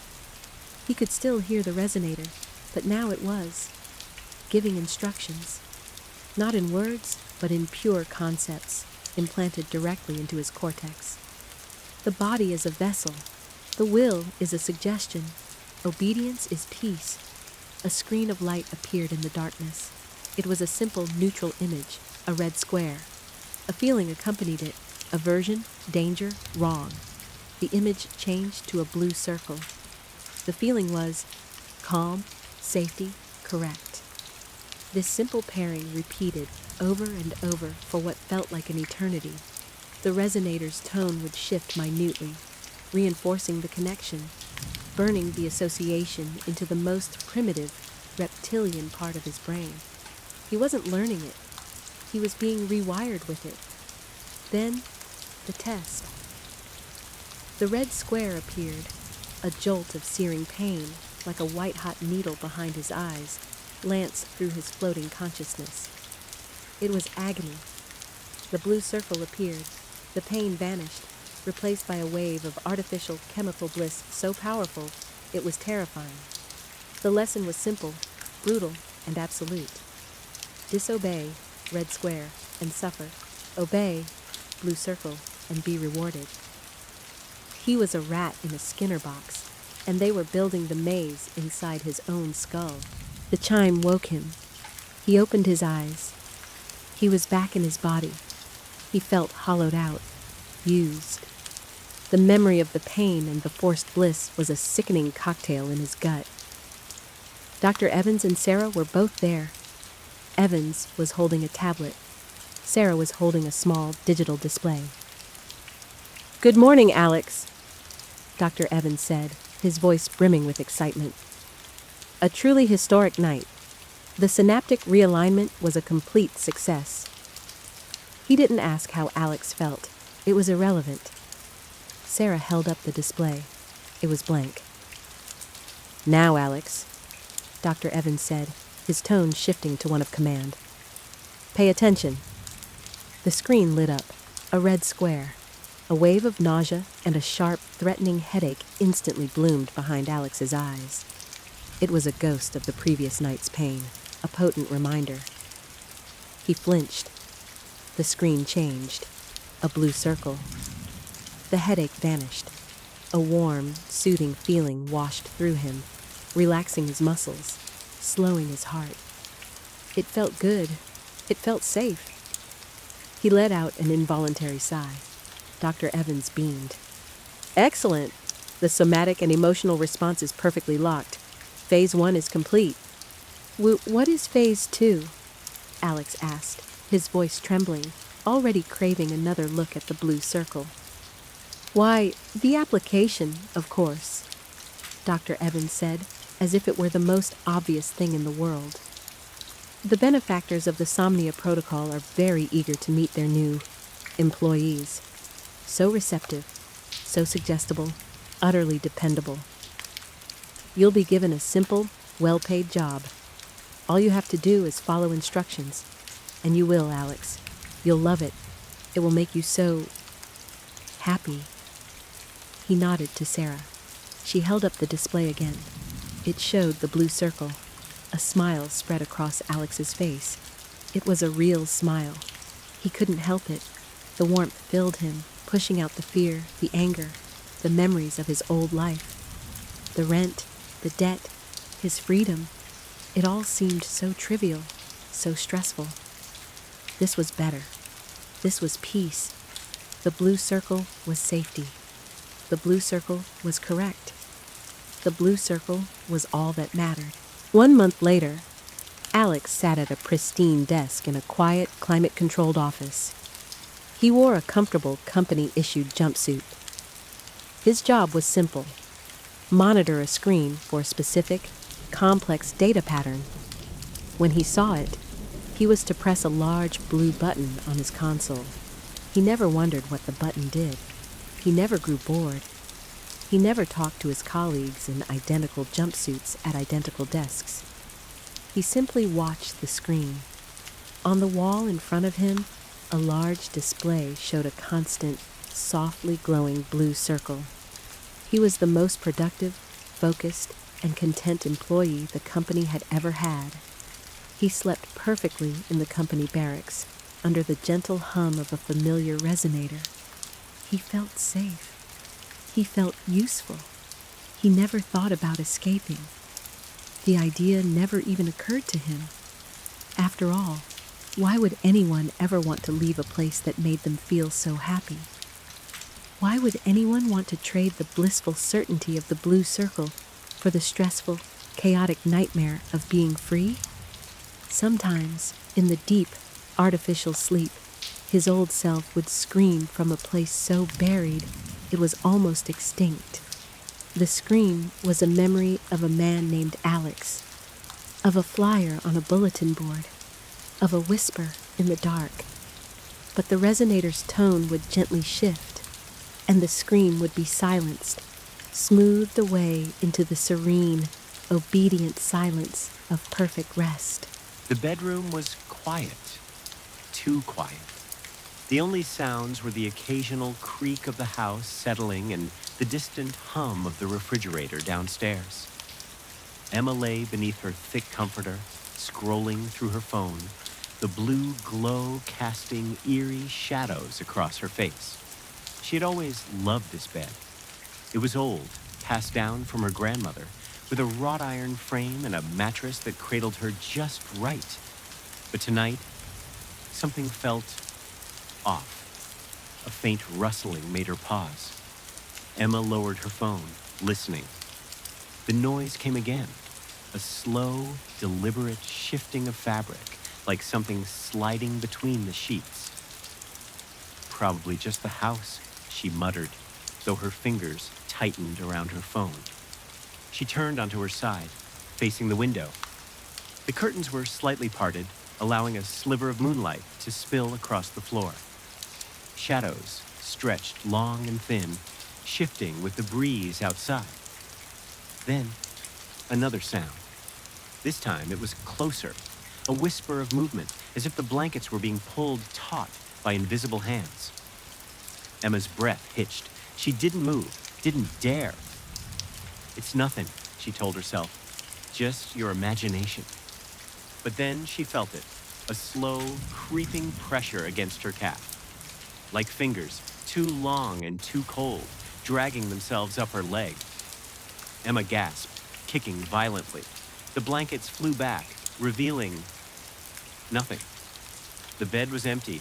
The sheets were rumpled, but there was no sign of anything else. No hand, no intruder, just her own racing heartbeat.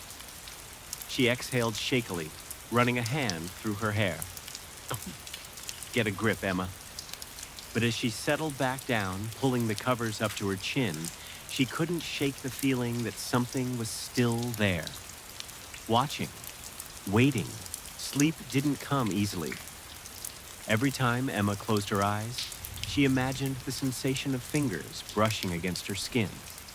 She kept the bedside lamp on, its dim glow offering little comfort.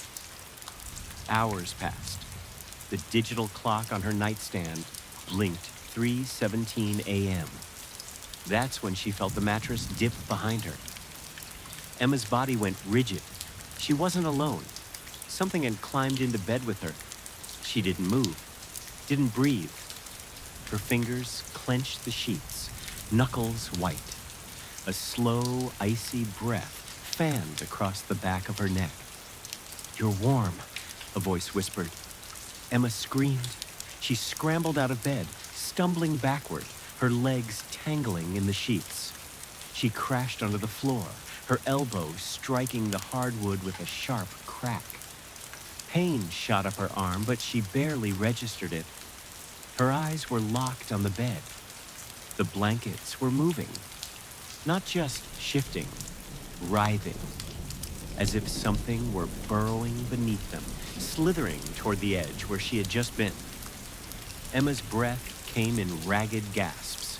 She grabbed the nearest thing, a heavy, hardcover book from her nightstand, and hurled it at the bed. It landed with a dull thud.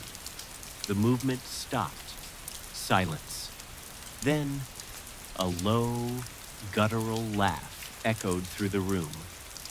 Emma didn't wait to hear more. She bolted for the door. Emma's bare feet slapped against the cold hardwood as she fled down the hallway. The house was dark. Too dark. The nightlight in the bathroom flickered weakly, casting long, wavering shadows that seemed to reach for her as she passed. She didn't stop until she reached the kitchen, her breath coming in sharp, panicked gasps. Her hands trembled as she fumbled for the light switch. Click. Bright fluorescent light flooded the room. Emma sagged against the counter, her legs weak with relief. It was just a nightmare, she told herself, pressing her palms into her eyes until stars burst behind her lids. A stupid, hyper-realistic nightmare. But the memory of that voice, that laugh, sent a fresh wave of terror through her. It had sounded so close. A creak from the hallway made her freeze. Emma's head snapped up. The kitchen doorway was empty, but the darkness beyond seemed thicker somehow, oppressive, waiting. Then, a slow, wet, dragging sound, like something heavy being pulled across the floor. Her breath hitched. She grabbed a knife from the block beside her, the steel glinting under the harsh kitchen lights. "Who's there?" Her voice was barely a whisper. No answer. The dragging noise grew louder, closer. Emma's grip on the knife tightened. Her pulse roared in her ears. A shadow stretched across the hallway floor, long and grotesquely misshapen. Then, a hand slapped against the doorframe. Bone-white fingers, too long and too thin, curled around the wood. The nails were blackened and cracked. The skin stretched taut over knobby knuckles. Emma's scream died in her throat. The thing in the hallway pulled itself forward. The creature emerged inch by terrible inch. It was hunched, its spine curved like a question mark, its limbs jutting at unnatural angles. Its skin was the color of old parchment, stretched too tight over jutting bones. But worst of all was its face, or lack thereof. Where its eyes should have been were only hollow, gaping pits. Its mouth was a lipless slit, stretched too wide, filled with needle-thin teeth. It smiled at her. "You left the bed," it rasped. Its voice was like dry leaves skittering across concrete. That wasn't very polite. Emma's legs gave out. She slid to the floor, the knife clattering beside her. The thing took a lurching step forward, its joints popping with every movement. "I've been with you for so long," it crooned, "under the sheets, in the walls, watching you sleep." Emma's mind raced. The walls, a memory surfaced. Her first night in this house, years ago. The way the shadows had seemed to shift when she turned off the lights. The faint scratching she'd blamed on mice. The thing took another step. You've always been so warm, it whispered. So soft. Emma's hand closed around the knife. With a strangled cry, she lunged. The knife plunged deep into the creature's chest with a wet thunk. Black ichor bubbled from the wound, dripping onto the linoleum in thick, syrupy drops. The thing didn't scream. It didn't even flinch. It laughed. Emma recoiled, her back hitting the refrigerator as the creature reached up with those spidery fingers and pulled the blade free, like it was nothing. "Silly girl," it crooned, tilting its head at an impossible angle. "You can't kill what's already dead." The knife clattered to the floor between them. Emma's breath came in ragged gasps as the thing advanced, its hollow gaze locked onto hers. "Do you want to know why I'm here?" it whispered, running a bony finger along the countertop. "Why I've always been here?" She didn't respond. Couldn't. Her throat had closed up with terror. The creature's grin widened. "This was my house first," it said. "Long before you. Long before your grandmother. I was here when these walls were new." A memory flickered in Emma's mind. Her grandmother's warnings about the house, the way she'd always insisted on saying prayers before bed. "You're lying," Emma choked out. The thing chuckled, a sound like dry bones rattling in a box. "Am I?" It gestured lazily toward the ceiling. "Then why do you think no one ever stays here long? Why do you think your parents left so suddenly?" Emma's blood ran cold. Her parents had never explained why they'd moved out in the middle of the night when she was a child. They'd refused to talk about it. The creature leaned in close, its breath smelling of mildew and old blood. "They saw me too." Emma's vision swam. She could feel the creature's presence like a physical weight, pressing down on her, suffocating her. "What do you want?" she whispered. The thing's grin stretched wider, its needle teeth glinting in the fluorescent light. "You," it said simply. "I've always wanted you. Your warmth, your breath, your fear." It reached out a hand, its fingers brushing against her cheek. The touch was like ice. Emma squeezed her eyes shut, waiting for the end. But then, a voice from the doorway. "Emma?" Her eyes flew open. Her grandmother stood there clutching a worn leather book in her hands. The creature hissed, recoiling like it had been burned. "You!" it snarled. Her grandmother's eyes were steely. "Not this time," she said, and began to read from the book. The creature screamed, a sound that seemed to come from everywhere at once. As the words washed over it, its form began to waver, to dissolve like smoke in the wind. "No," it shrieked. "She's mine. She's always been mine." Her grandmother's voice never wavered. The last thing Emma saw before she passed out was the creature's hollow eyes, burning with hatred as it was pulled back into the darkness. Emma woke in her own bed, sunlight streaming through the curtains. Her grandmother sat beside her, stroking her hair. "It's over," she said softly. But as Emma turned her head, she saw something that made her blood run cold. The sheets beside her were rumpled, as if someone had been lying there. And in the fabric, barely visible, was the faint impression of a too wide smile. The house was a masterpiece of glass and cantilevered concrete, a stark, beautiful blade of modernity, sheathed in the raw, ancient rock of the coastline. It was called Equilibrium.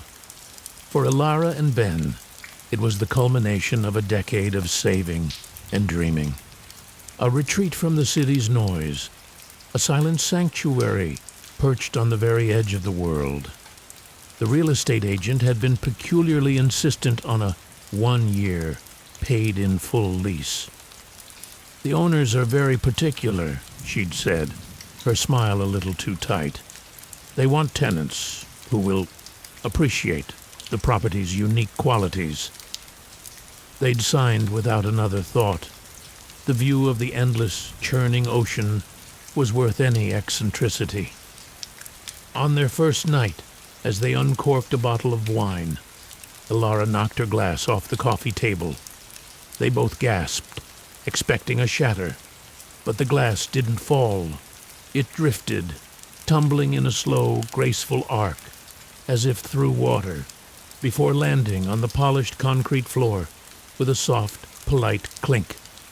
Not a drop was spilled. Ben laughed, a sound of pure delight. Whoa, must be some kind of air current.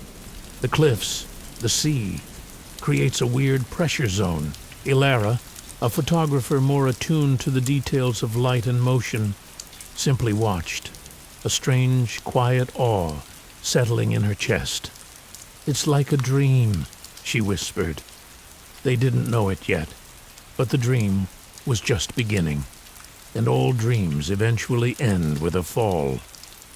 Chapter 1. The Gentle Decoupling. The first week was a wonder. They discovered the property's unique qualities were not a fluke, but a constant. Dust motes didn't settle. They danced in the sunbeams, drifting in eternal, lazy spirals. A dropped book would float pages down to the floor like a leaf from a great height. They learned to move with a slow, deliberate grace, their steps lighter, their gestures fluid. The silence of the house was profound, broken only by the distant sigh of the ocean far below. It was peaceful, hypnotic. Ilara found her creativity soaring. Her photographs, taken through the vast floor-to-ceiling windows, were ethereal, capturing the slow dance of clouds and the ponderous, weighty crash of waves in a way that felt otherworldly. Ben, a writer, found his writer's block evaporating, his words flowing as effortlessly as the objects in their home.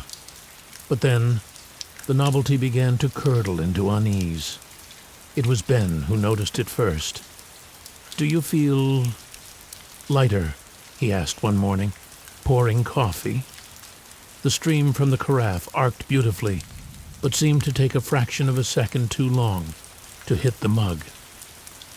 "It's the house," Ilara said, though the explanation felt thinner each time she used it. They started testing it. They'd drop a pen from shoulder height. The day before, it had taken 3 seconds to land. Now it took 4, then 5. The effect was intensifying. The house wasn't just bending the rules of gravity. It was slowly, patiently unscrewing them. A low-grade vertigo became a constant companion. The world outside the windows, the solid, immutable cliff face, the steadfast trees, began to feel like a painting, a memory of a reality that was no longer theirs. Inside equilibrium, reality was becoming softer, less defined. One night, as Ilara lay in bed, she raised her hand. She let it go, expecting it to fall back onto the duvet. It didn't. It hung in the air, palm up, for a full 10 seconds before gently settling down. Her blood ran cold. This wasn't a pressure zone. This was something else entirely. Fear, they discovered, had a different weight in the house. It didn't sit heavy in their stomachs. It floated, a buoyant, fluttering panic that was hard to pin down. They tried to leave. It was a silent, mutual decision made over a breakfast, where their cereal bowls seemed to hover an inch above the table. They packed a single bag at each, moving with a frantic, slow-motion urgency that felt absurd. Ben reached the sleek, heavy front door first. He turned the handle. It didn't budge. There was no lock, no visible bolt, but it was as immovable as the cliff itself.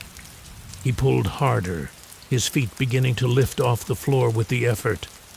The door didn't so much as shudder in its frame.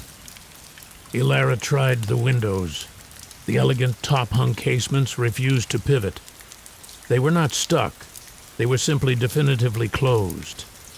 The glass, when she tapped it, didn't feel like glass. It felt like the surface of still, deep water, unyielding and strangely thick. They were trapped. Their sanctuary was a cage, beautiful and silent. That night, the true nature of their prison revealed itself. As they tried to sleep, clutching each other, the gentle buoyancy they'd felt during the day shifted. The Earth's pull didn't vanish. It was redirected. It was as if the planet's gravity now flowed around the house, not through it. They felt a terrifying, gentle tug sideways towards the ocean-facing wall of glass. All the loose objects in the room, a book, a hairbrush, their phones, drifted slowly across the darkness to rest against the windows, as if held there by a gentle magnet. They were no longer falling down. They were falling away. Sleep became a fleeting, terrified thing. Waking was worse. One morning, Elara opened her eyes to see the duvet floating around her like a ghostly jellyfish.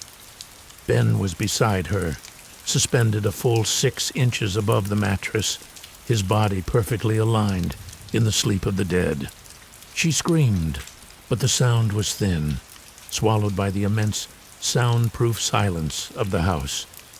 The force of her scream pushed her upward, her head gently bumping against the ceiling. The shock woke Ben. His eyes flew open, wide with terror as he flailed, a swimmer in an invisible current. It took them long, panicked minutes to paddle their way back down to the bed, grabbing the anchored headboard to pull themselves to its fleeting, false solidity. The house was winning. Their bodies were forgetting the feel of groundness. Walking became obsolete. They propelled themselves from wall to ceiling to floor in slow, drifting pushes. Eating was a nightmare of chasing floating morsels. Their world had shrunk to the interior of a beautiful, malevolent fish bowl. The view outside was a taunt. They watched birds fly past with a painful envy. The birds were subject to gravity. They could fight it, use it, land. They were tethered. Elara and Ben were not. They found they could no longer cry. Tears would well in their eyes, and then float away. Tiny, perfect spheres of salt water that would drift around the room, catching the light like diamonds before evaporating. Even their sorrow was being untethered from them. Ben tried to break a window with a floating chair. He swam with it to the far wall, built up momentum, and launched himself and the chair at the glass. The impact was silent, soft. The chair rebounded as if from a thick membrane, and Ben tumbled backward in a slow, graceful somersault. The glass hadn't even scratched. The final stage was acceptance. The panic had burned itself out, leaving behind a hollow, weightless despair. They spent their days drifting together in the center of the living room, holding hands, watching the world through the immense window. The sun rose and set, painting the sky in colors they could no longer feel. Storms would rage, the wind and rain lashing the glass with a fury that was utterly silent to them. They were spectators to a reality they were no longer a part of. Their bodies grew thinner, lighter. It was as if the very density was leaching out of them, making them more suitable for the void they were destined for. Conversations became rare, conducted in whispers that barely disturbed the air. Words felt too heavy, too anchored in a world they were leaving behind. One evening, as the stars pricked the immense blackness of the sky, Elara turned to Ben. Their bed had become meaningless. They now slept floating in the middle of the room, wrapped in each other's arms to avoid drifting apart. "Do you think it was built for this?" she whispered, her voice a dry rustle. Or did it just become this way? Ben didn't answer. He just squeezed her hand, his grip weak. He was looking at the moon, a sharp, bright nail in the sky. It didn't look like a moon anymore. It looked like a hole, an exit. The next morning, Ilara woke alone. The gentle sideways pull was gone. There was no pull at all. Ben was gone. The house was empty. She felt a moment of pure, unadulterated terror, and then a profound, eerie calm. She didn't call for him. She knew. She simply let go. She drifted away from the last wall she'd been touching, moving toward the center of the room, then past it, toward the great window. She didn't fight it. She turned to face the glass, pressing her hands against its cool, impossible surface.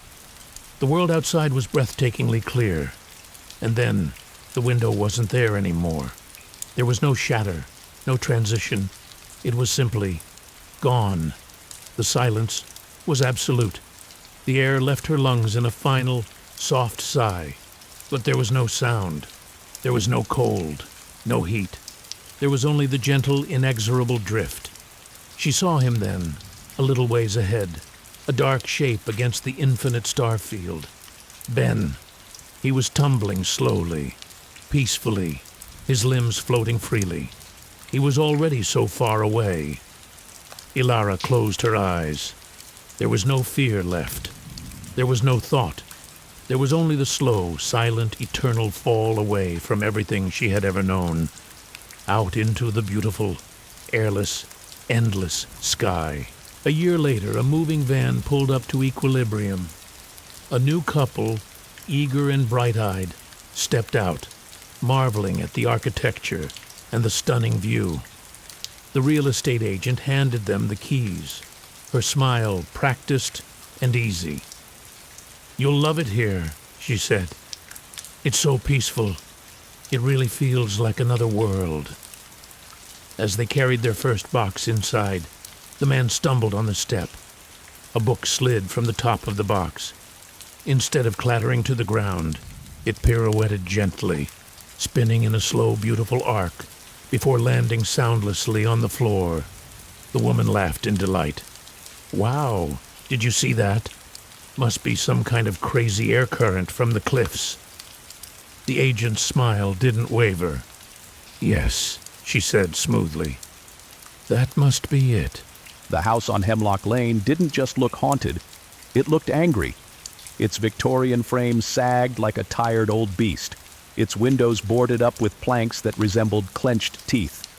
Paint peeled away in long, leprous strips, and the wraparound porch groaned a warning with every gust of the autumn wind. For the teenagers of Ravenswood, it was the ultimate Halloween rite of passage. Leo, the de facto leader, shone his high-beam flashlight across the rotten front door. "This is it, the Blackwell house. Old man Blackwell supposedly summoned something he couldn't put back. They say it's not the house that's haunted, but the land it's built on." Maya, ever the skeptic, rolled her eyes, adjusting the strap of her camera. "They also say that Mr. Henderson's prize-winning pumpkin was stolen by aliens, Leo. It's a creepy old house, nothing more." She snapped a photo, the flash illuminating the skeletal branches of a dead oak in the front yard. Jake, the youngest and most impressionable of the trio, hugged himself. "I don't know, guys. This feels different. Can't we just egg Old Man Miller's house like normal people?" Leo clapped him on the shoulder. "Where's your sense of adventure? In and out. We'll be legends." He produced a crowbar from his backpack with a theatrical flourish and wedged it into the gap between the door and the frame. With a splintering crack that echoed into the silent night, the door gave way, swinging inward to reveal a yawning, impenetrable blackness. A smell washed over them, a thick cocktail of dust, decay, and the sweet, cloying scent of rotten flowers. The darkness inside felt solid, swallowing the beams of their flashlights whole. The interior was a museum of neglect. Furniture was shrouded in dusty white sheets, casting long, monstrous shadows in the shifting light. Portraits of severe-looking people in old-fashioned garb lined the walls, their eyes seeming to track the trio's movement. "Okay, classic haunted house stuff," Maya said, her voice lacking its usual confidence. She was filming now, the red recording light a tiny brave beacon. "Spooky paintings, check. Creepy dolls, check." She panned her camera to a porcelain doll propped on a mantelpiece, one eye missing, a cracked smile on its face.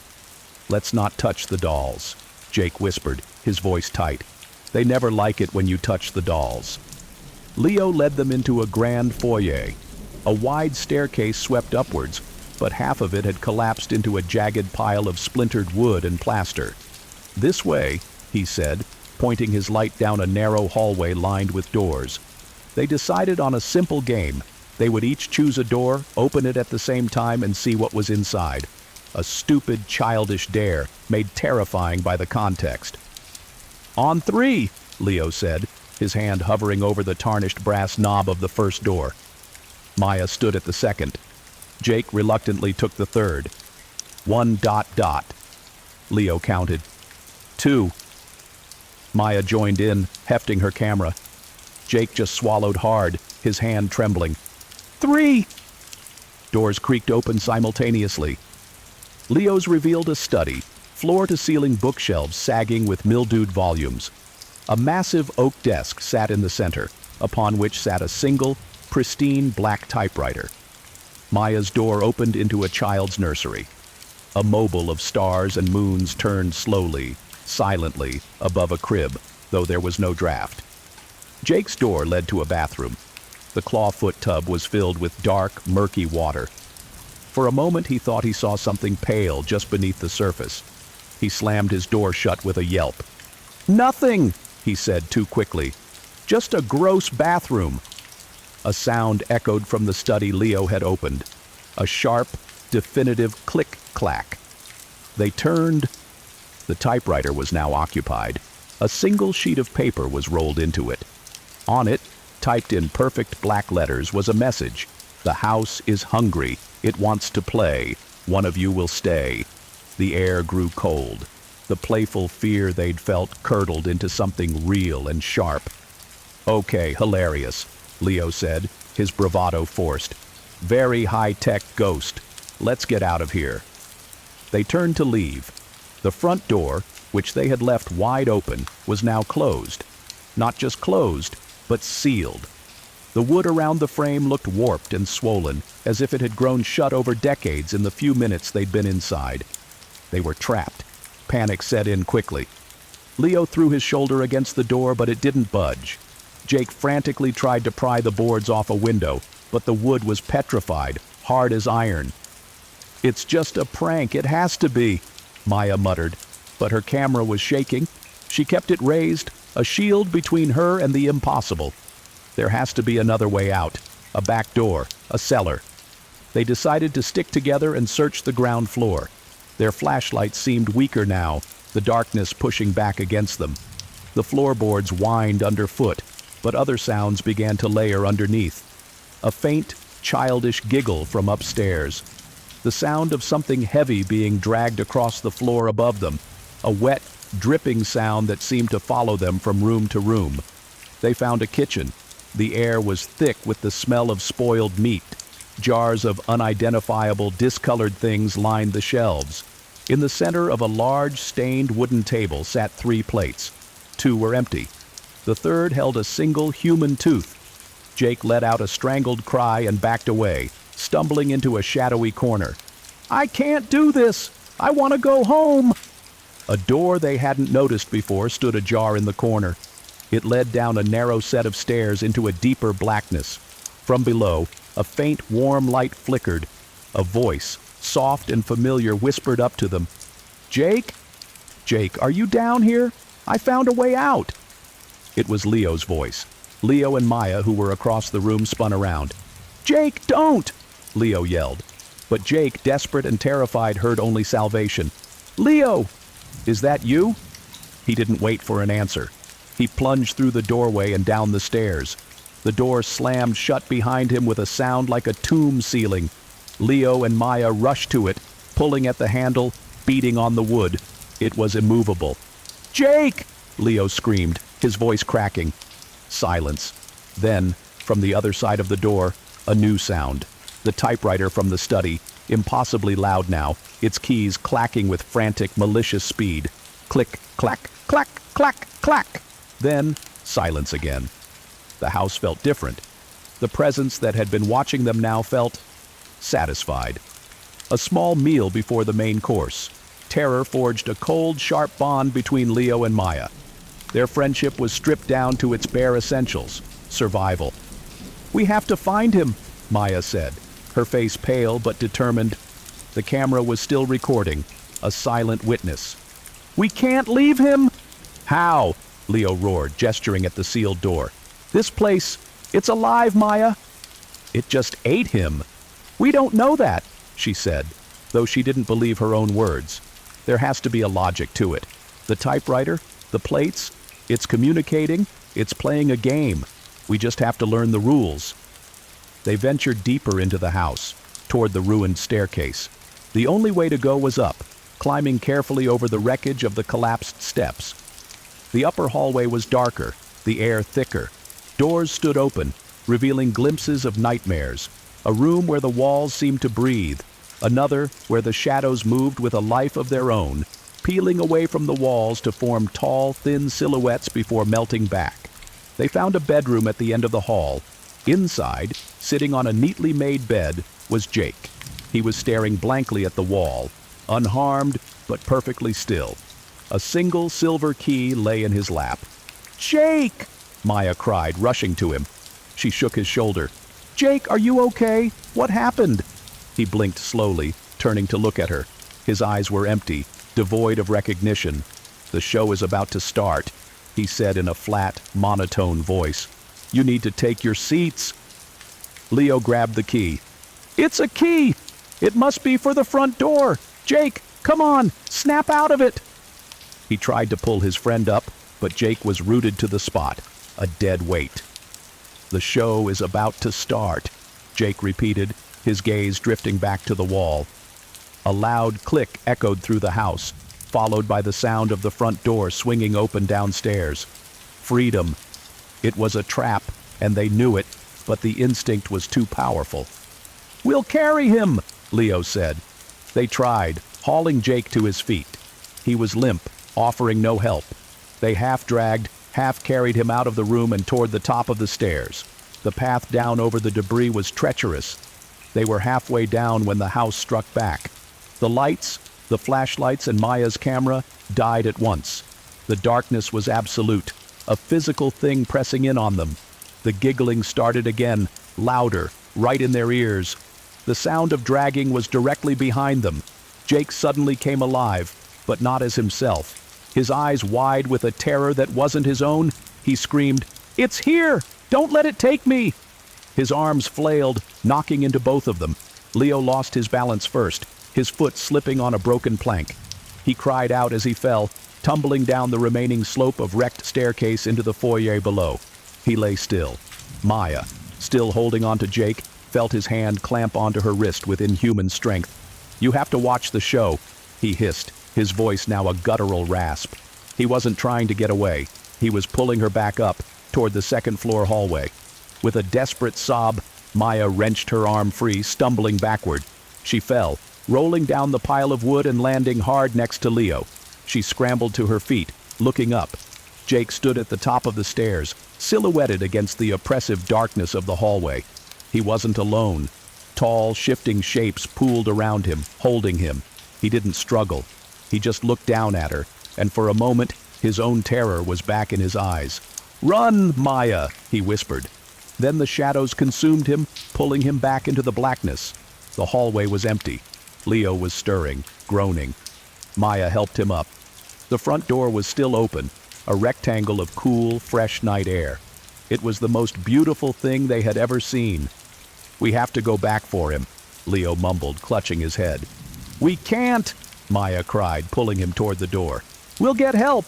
We'll bring the police, everyone. We can't help him if we're dead." It was the logical choice, the only choice. They staggered toward the exit, toward freedom. They crossed the threshold together. and found themselves stumbling back into the foyer. The door was gone. In its place was a solid wall, papered with the same faded floral pattern as the hall. The open doorway they had just stepped through now led to another room, a lavish, decaying Victorian parlor they had never seen before.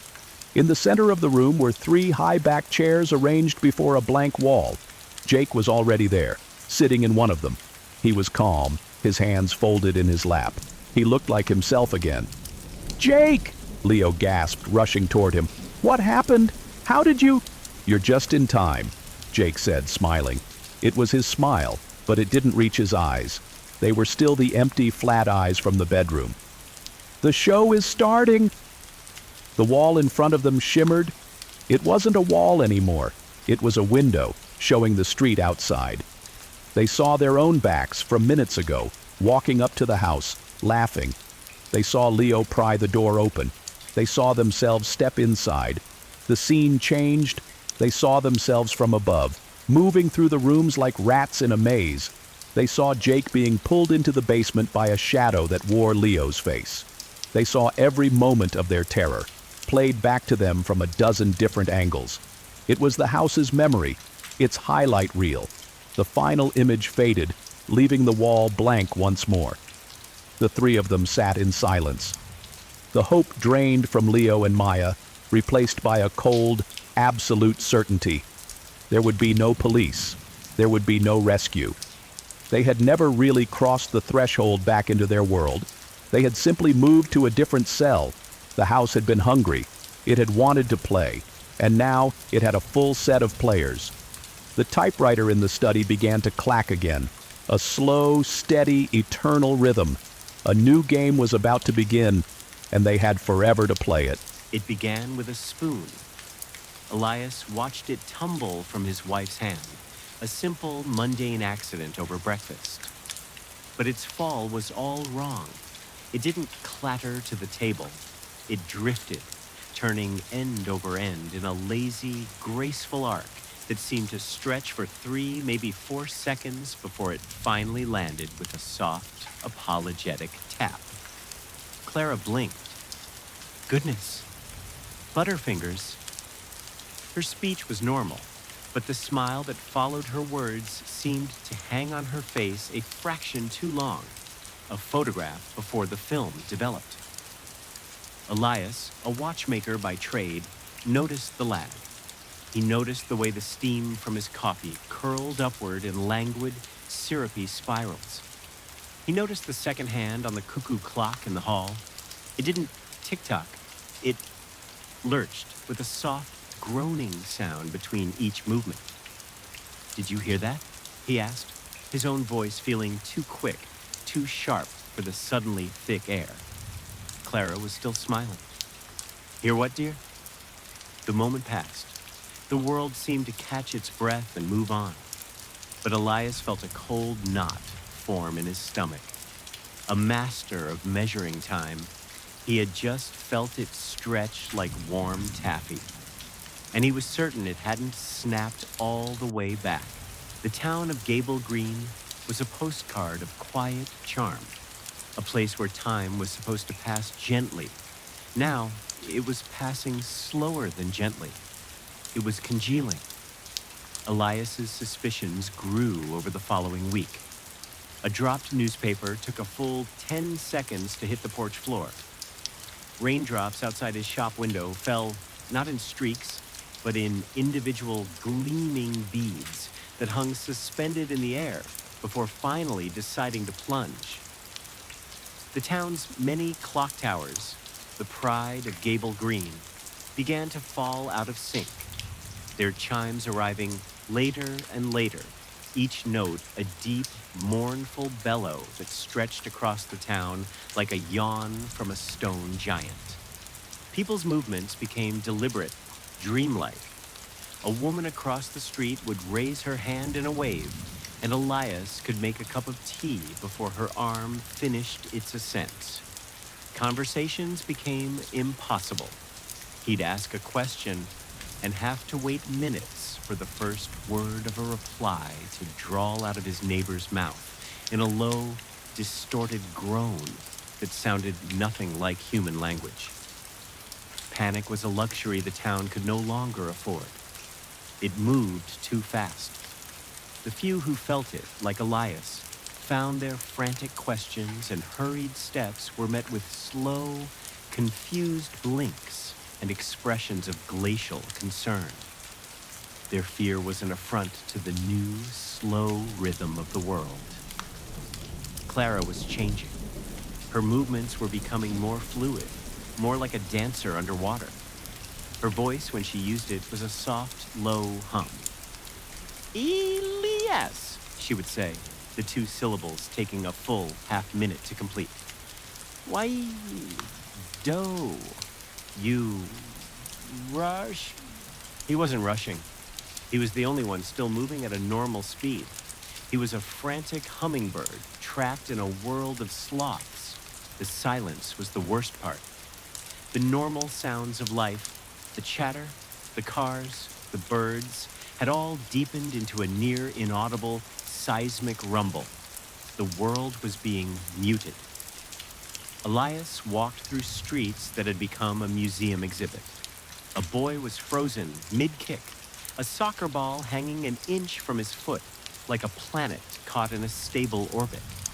A waiter was pouring coffee for a customer, the stream arcing from the pot in a beautiful parabolic sculpture of brown liquid that never reached the cup. Flies hung motionless in the air. Birds were nailed to the sky, their wings forever bent for a downstroke that would never come.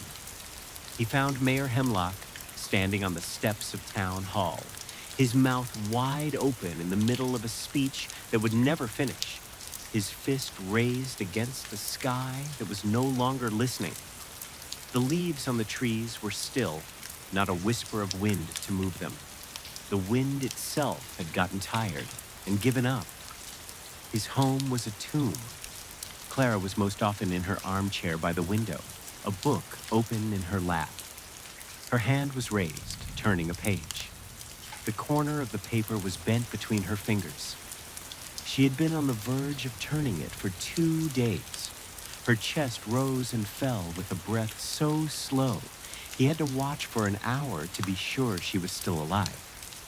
Her eyes would occasionally track him, filled with a deep, placid confusion at his frantic, jerky movements. He was a ghost in his own house, a flickering anomaly in a world settling into a perfect, permanent pause. He tried to shatter the stillness. He screamed in the town square until his throat was raw. The sound was a tiny, pathetic squeak, swallowed by the immense cotton wool silence. He slammed his hand on a car hood. The sound was a dull, weak thud that didn't echo. The world was too solid, too stubborn to resonate with his panic. He was not just alone. He was an audience of one, locked in a gallery where the exhibits were everyone he had ever known. And the show was never going to end. His workshop was his last sanctuary. Here, surrounded by the tiny, intricate machines that had defined his life, he sought answers. But the laws of physics were unraveling. The delicate mainsprings of his watches refused to uncoil. The balances wouldn't oscillate. He placed a perfectly calibrated chronometer on his desk and watched its hands slow, then stop, as if sinking into mud. Time wasn't stopping. It was solidifying. He remembered an old theory, something a university physicist had once muttered in his shop while picking up a repaired pocket watch. Time is a river, Elias. But what if the river is freezing? What if the flow is turning to ice? He had laughed it off as academic fancy. Now he understood. Gable Green was trapped in a slow, inexorable freeze. The quantum foam, the vibration of atoms, the very spin of electrons, it was all grinding down toward absolute zero, toward the perfect, eternal picture. His own body was beginning to rebel. His movements required more effort, as if pushing through setting concrete. His heart beat a frantic, frightened rhythm against the increasing pressure, a drum desperately trying to rally an army that had already fallen asleep. Drawing breath was like sipping air through honey. He stumbled to the window of his shop. Outside, the scene was perfect. The hanging raindrops glittered like diamonds in the strange twilight glow that now permeated everything. The frozen people were statues in a divine, terrible garden. There was a horrifying beauty to it, a peace so absolute it was a kind of madness. He looked at Clara, across the street in their parlor window, perform a soft blur behind the glass. He knew he would never hold her again, never hear her laugh. To do so, he would have to slow down, to join the stillness. His love for her was a frantic, speeding thing, and it was the very thing that kept them apart. A profound loneliness, colder than the stillness outside, settled into his bones. He was the last note of a song that had finished playing for everyone else. He was an error, a flicker in a finished film. Elias made a decision. He would not wait for the freeze to claim him by inches. He would go to Clara. He would sit at her feet, look into her eyes, and wait. He would use the last of his strength to slow his own heart, to match his breath to hers, to consciously, deliberately fall into step with the world's ending. The walk across the street took an hour. Each step was a monumental effort against the invisible, thickening tide. He pushed the door open. It moved with a low, groaning protest, like stone grinding on stone. He lowered himself to the floor at her feet, his muscles screaming in protest. He looked up. Her eyes were half-lidded, serene. A tiny, almost imperceptible layer of dust had settled on the lashes of her unmoving eye. He focused on her chest, waiting for the rise. He timed his own breath to its impossible slowness. In, a minute passed, and out, 2 minutes. In, an hour. His frantic heartbeat began to calm. The terror receded, replaced by a weary, devastating acceptance. The silence was no longer oppressive. It was vast and empty and peaceful. The world was a perfect, painless, frozen diorama. There was no past, no future, only the endless, stretching now. He looked at Clara's face, memorizing its gentle, suspended expression. He reached up a hand that felt like lead, moving it through air thick as oil, to gently rest his fingertips on her knee. It was cold. He took one last, shuddering breath at his own pace, and then let it out, aiming for the slowness of the world. Oh! His heart gave one last tired thump, and then silence. Elias, the watchmaker, became still. His hand rested on his wife's knee. His eyes were open, gazing at her with a love that would now last forever, unchanging, unaging, perfect. The last flicker of motion in Gable Green was gone. The town was complete. A masterpiece of stillness, a perfect, silent, eternal, still life under a sky full of motionless birds and hanging rain. The river of time had not just frozen. It had become a perfect, beautiful, and utterly lifeless crystal. The sun was a brilliant, forgiving eye in a perfect blue sky. For Arthur Brandt, a man whose life was a study in mild disappointments, the Silver Creek Golf Course was a sanctuary of manageable frustrations.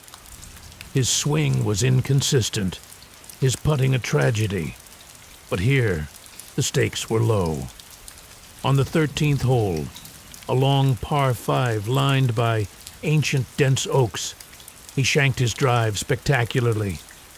The ball sailed off the club face with a pathetic thwack, hooking violently into the shadowy copse of trees that separated Silver Creek from the highway. "Damn it," Arthur muttered, the familiar heat of shame warming his cheeks. His playing partner, Mark, just chuckled. "Better go find it, Art. That's your last good ball." Trudging into the woods, Arthur felt the temperature drop. The sounds of the course, the distant thump of drivers, the polite golf applause faded, replaced by a dense, watchful silence. The undergrowth was thick, grabbing at his argyle socks. He'd been searching for 10 minutes, his frustration mounting when he saw it. Not his ball, a hole. It was a perfect circle of bare earth, about the size of a cup.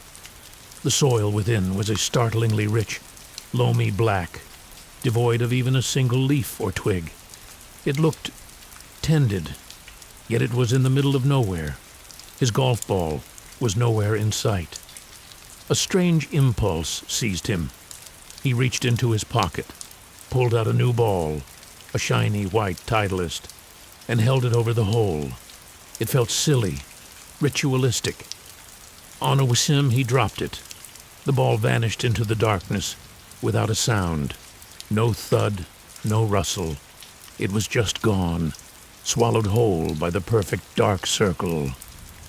Arthur stood there for a moment, feeling foolish. Then a deep, unnatural chill passed through him, a cold that had nothing to do with the shade. He hurried back to the fairway, leaving the woods and its strange hole behind. The email arrived at 9:03 a.m. the next morning. The subject line read, "Promotion, Director of Logistics." Arthur stared at it, his half-eaten bagel forgotten. He hadn't applied. He'd barely even dreamed of it. The role was 2 pay grades above his, reserved for the ambitious young MBAs who infested the upper floors. He read the body of the email 3 times. It was real. Effective immediately. A 40% raise. He called Mark, his voice giddy with disbelief. "Can you believe it? Out of nowhere." "That's amazing, Art," Mark said, though his tone was slightly off, laced with a confusion that mirrored Arthur's own. I actually heard a rumor that Jessica from accounting was a shoo-in for that. Guess not." A small, cold knot formed in Arthur's stomach. Jessica was sharp, capable. It was strange. He pushed the thought away, basking in the glow of his unexpected fortune. The next day, a certified letter arrived. A great-aunt he'd met twice, a reclusive, wealthy woman named Agnes, had passed away. Her will had been reviewed, and a previously undisclosed codicil left him $75,000. The check was enclosed. 2 windfalls, 2 days. The coincidence was staggering. He thought of the stock market, of a new car, of the crushing weight of his mortgage suddenly lifting, and then, unbidden, the image of the perfect circle of black earth flashed in his mind. The ball, vanishing without a sound. No, he told himself, that's insane. But that evening, driving home past Silver Creek, the impulse was too strong. He parked, slipped through the fence, and found his way back to the spot. The hole was still there, untouched. He had no ball this time. Instead, he stood over it, feeling like the world's most ridiculous wizard. He closed his eyes and focused all his will, all his desire. "The mortgage," he whispered into the still air. "I wish to be free of it." The words hung there, stupid and small. Nothing happened. Feeling like a fool, he went home. The following morning, a wire transfer from an unknown, untraceable source had paid off his entire mortgage. The bank statement showed a balance of 0. Arthur didn't feel joy. He felt a deep, primal terror. The hole was real, and it was listening. The terror was soon joined by a thrilling, addictive power. He was careful. He wished for small things. A vintage jazz record he'd been hunting for arrived in the mail. A gift from a secret admirer. A coveted reservation at an impossible restaurant opened up moments after he made the wish. Each time, he would return to the woods, drawn by a morbid compulsion. The hole was always there, waiting. It never changed. It never closed. It just was. A void. A mouth. A week after the mortgage was paid, he was getting ready for work when his phone buzzed. It was Mark. His voice was raw, shattered. "Art, it's Jessica. From accounting." Arthur's blood went cold. "What about her?" "She's dead, man. They found her this morning, in her car in the garage. They think it was carbon monoxide." A leak. Arthur sank onto his bed, the phone trembling in his hand. The promotion. Jessica was the shoe-in. That's awful," he managed to say. "Yeah," Mark said, his voice hollow. "The weirdest thing, though, the paramedics said it was weird. She was perfectly fine, except they said she had this weird mark. A perfect round bruise, right in the center of her forehead, like she was hit with a pool ball or something."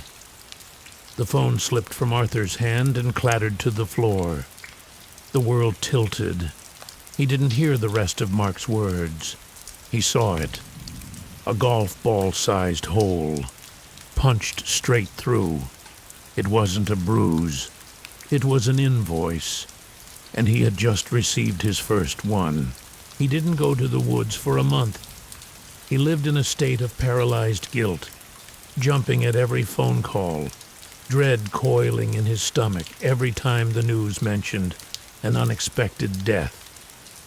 But the memory of the power was a persistent itch.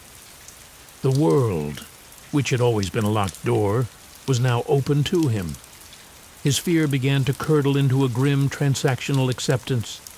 It was a trade, a life for a wish, a terrible, horrific trade, but one with clear terms. He hadn't killed Jessica.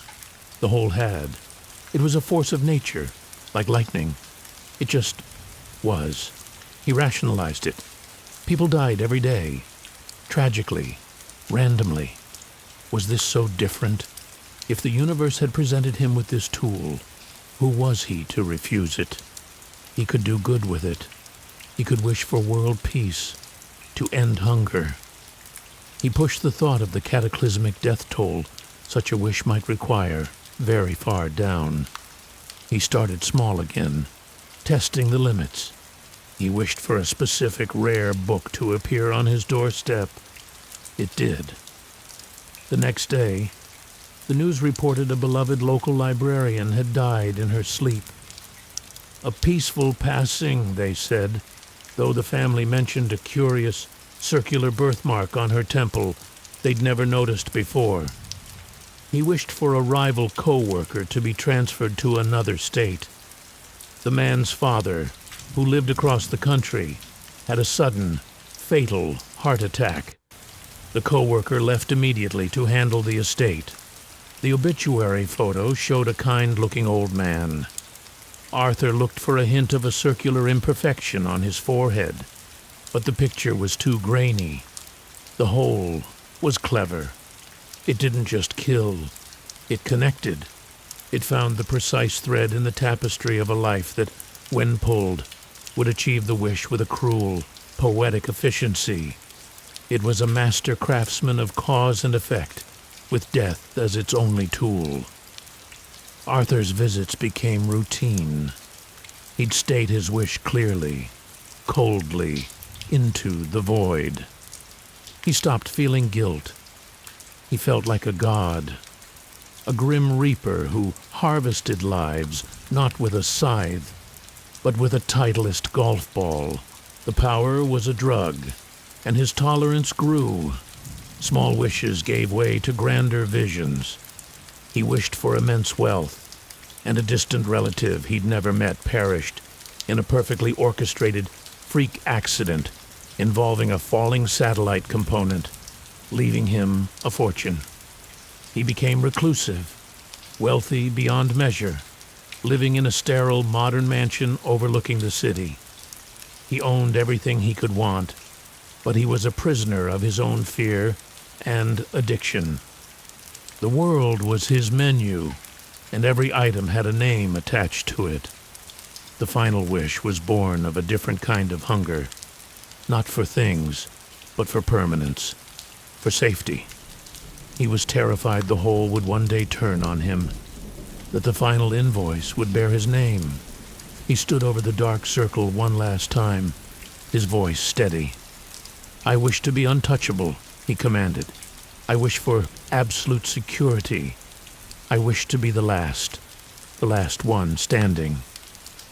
The silence that followed was deeper than any before. The woods seemed to hold their breath. The whole accepted his wish, as it always did. He returned home, waiting for the news of the inevitable, catastrophic death that would secure his eternity of safety. He waited a day, 2. Nothing happened. A wild hope began to bloom in his chest. Had he beaten it? Had his final wish been for a state so absolute that the whole itself could not collect? On the 3rd day, his doorbell rang. His heart hammered against his ribs. He wasn't expecting anyone. He crept to the door and looked through the peephole. Mark stood on his doorstep, his face pale, his eyes wide with a terror so profound it was almost peaceful. "Arthur," he called out, his voice trembling. "Art, are you home? I need to talk to you. It's about the woods." A cold worse than death flooded Arthur's veins. Mark, his oldest friend, the one who had laughed at his bad shot, the one person who knew he'd been in the woods that day. The whole hadn't chosen a stranger. It hadn't chosen a distant relative. It had chosen the one person who could connect him to it. The final, perfect, poetic solution to make him untouchable, to sever his last link to the world. With a hand that felt like lead, Arthur unlocked the door. He couldn't speak. He just looked at his friend, his eyes pleading for a forgiveness he knew he didn't deserve. Mark took a step inside. "Art, I found something. I went looking for my own ball, and I saw it. This perfect hole, and I had the weirdest urge." He never finished the sentence. His eyes, locked on Arthur's, went blank. He didn't stagger or gasp. He simply stopped. He stood perfectly upright for a moment, then crumpled to the polished marble floor of the foyer. There was no blood, no wound. He looked like he was sleeping. But there, in the exact center of his forehead, was a perfect golf ball-sized hole. It went straight through, a tunnel from the world of the living into the void. It was pristine, clean, and absolute. Arthur was safe. He was untouchable. He was the last one standing. He was utterly alone. Arthur never left his mansion again. He had everything delivered. He spoke to no one. He was the richest, most secure, and most isolated man on Earth. Years later, the new owners of the Silver Creek Golf Course decided to expand the 13th hole. Bulldozers moved into the copse of trees, clearing the undergrowth. The foreman, a practical man with no time for superstition, stood at the edge of the work site. He saw a perfect circle of dark, rich earth. It was the only patch of ground untouched by roots or debris. "Odd," he muttered. He picked up a stray golf ball from the dirt, a relic from some duffer's bad shot. For a reason he couldn't explain, he felt a strange impulse. He tossed the ball into the hole. It vanished without a sound. He shook his head, chuckling at his own foolishness, and turned to yell at his crew to get back to work. His phone buzzed in his pocket. It was his wife. Her voice was giddy, disbelieving. "Jack, you'll never guess. The lottery ticket, the one you bought as a joke, it just hit. We won. We won." The foreman's laughter died in his throat. He stared back at the small, dark circle in the earth. It was waiting. The game was always waiting for a new player. And the first wish is always free. The bell above the door of the Ouroboros parlor didn't so much jingle as it did rasp. a dry rattling sound that set Ilara's teeth on edge. She'd walked past the narrow, tucked-away shop 100 times, always meaning to go in. Today, on her 25th birthday, was the day. She wanted a tattoo, something permanent. A mark of her own choosing on a life that often felt like it was happening to her.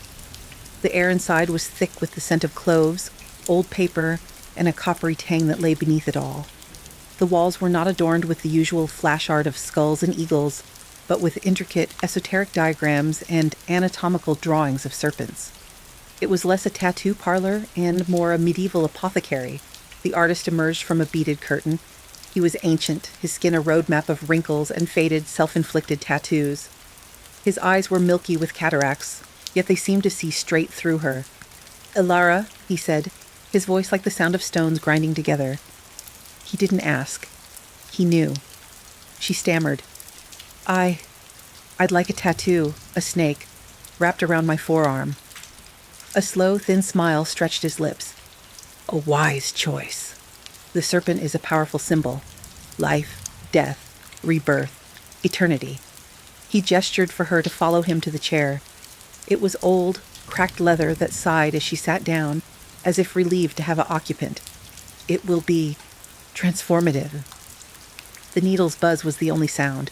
It wasn't a painful process, it was a hypnotic one. The old man's hands, though gnarled, were impossibly steady. He worked with a ritualistic precision, humming a tuneless melody under his breath. Ilara felt a strange warmth spreading from the tattoo, a heat that felt deep, cellular. When he was done, he held up a mirror. The tattoo was breathtaking. A deep indigo serpent, so realistically rendered she could almost see its scales glisten.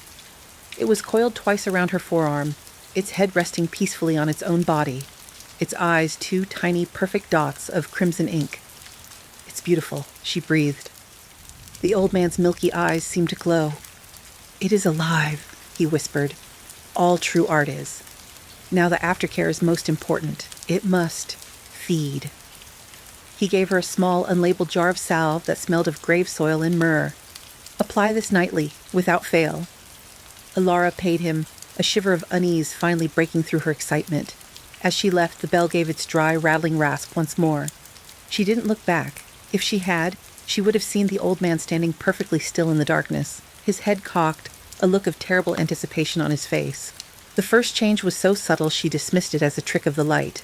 The morning after getting the tattoo, she was admiring it over coffee. The snake's head, which had been facing toward her hand, was now facing up her arm, toward her elbow. She blinked, shook her head, and looked again. It was facing her hand again. "You're just tired," she told herself. The mind plays games. She applied the salve that night. The ointment was cold, and as she rubbed it in, she could have sworn she felt a faint muscular ripple beneath the skin, like a dog twitching in its sleep. The next day, the change was undeniable. The snake's mouth was open, just slightly. A tiny forked tongue, so detailed she couldn't believe she'd missed it, now flickered between its fangs. The crimson eyes seemed brighter, more focused. They didn't look like ink anymore. They looked like glass, with a faint light behind them. A cold knot of dread formed in her stomach. She called the parlor. The number was disconnected. She went back to the narrow street, but the shop was gone. In its place was a boarded-up storefront that looked like it had been abandoned for decades. Dust lay thick on the windowsill, and a faded eviction notice from 5 years ago was plastered to the door. Panic began to flutter in her chest. This wasn't possible. The following week was a slow-motion nightmare. The tattoo was no longer a static image. It was a chronicle. One morning, the snake's body had unwound one of its coils, stretching further up her forearm. Its mouth was wide open in a silent hiss, the fangs now prominent and needle-sharp. The scales seemed more pronounced, the color a deeper, more venomous purple. She stopped applying the salve. It made no difference. The progress continued. The snake was climbing. It moved incrementally, but every time she looked away and back, it was undeniably higher. It passed her elbow. The sensation of its movement was no longer her imagination. She could feel it now, a faint, sinuous tightening, a gentle, relentless pressure that was there every waking moment. It was a slow, perpetual hug from a creature made of ink and malice. Her friends noticed. "Whoa, that's some serious body art," one said, grabbing her arm to look closer before yelping and dropping it. "Jesus, Ilara, it felt warm." It was warm. It radiated a dry biological heat like a reptile basking on a sun-warmed rock. Sleep became impossible. She would lie in the dark and feel it, moving. A barely perceptible crawl, a millimeter an hour, a relentless migration toward its destination. She started wearing long sleeves even in the summer heat to hide the thing that was claiming her. The head reached her shoulder. The body was now a tight, intricate sleeve from her wrist to her deltoid. The snake's expression was no longer neutral or hissing.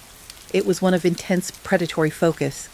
Its crimson eyes were fixed on the side of her neck. The first choke happened at work. She was reaching for a file when a band of pressure tightened around her upper arm, just below the shoulder. It wasn't the muscle of the tattoo.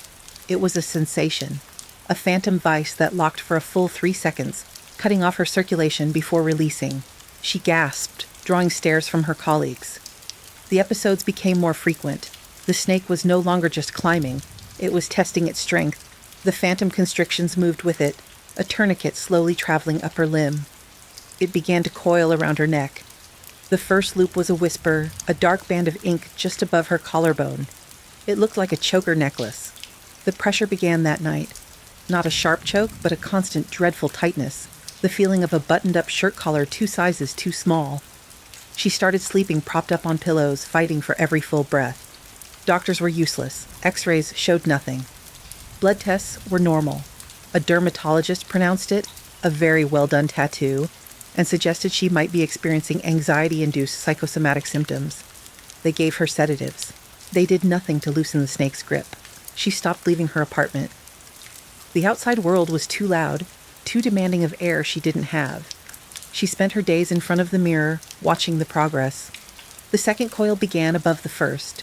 The snake's head now rested in the hollow of her throat, its cold, glassy eyes staring into her own. Its mouth was wide open, ready to receive. The third and final coil began. The pressure was immense. It was no longer a sensation. It was a physical reality. Her breath came in shallow, desperate wheezes. Speaking was impossible. The world began to narrow, the edges of her vision tinged with gray. She was drowning on dry land. She was a prisoner in her own body, her every waking moment focused on the agonizing work of drawing the next micron of air into her compressed windpipe. Her heartbeat was a frantic, trapped bird fluttering against the relentless pressure of the ink-dark coils. In her final, lucid moment, she stumbled to the mirror one last time. The tattoo was complete.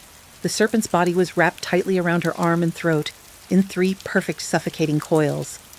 Its head was tilted, its open mouth positioned over her mouth, as if to swallow the last of her breath.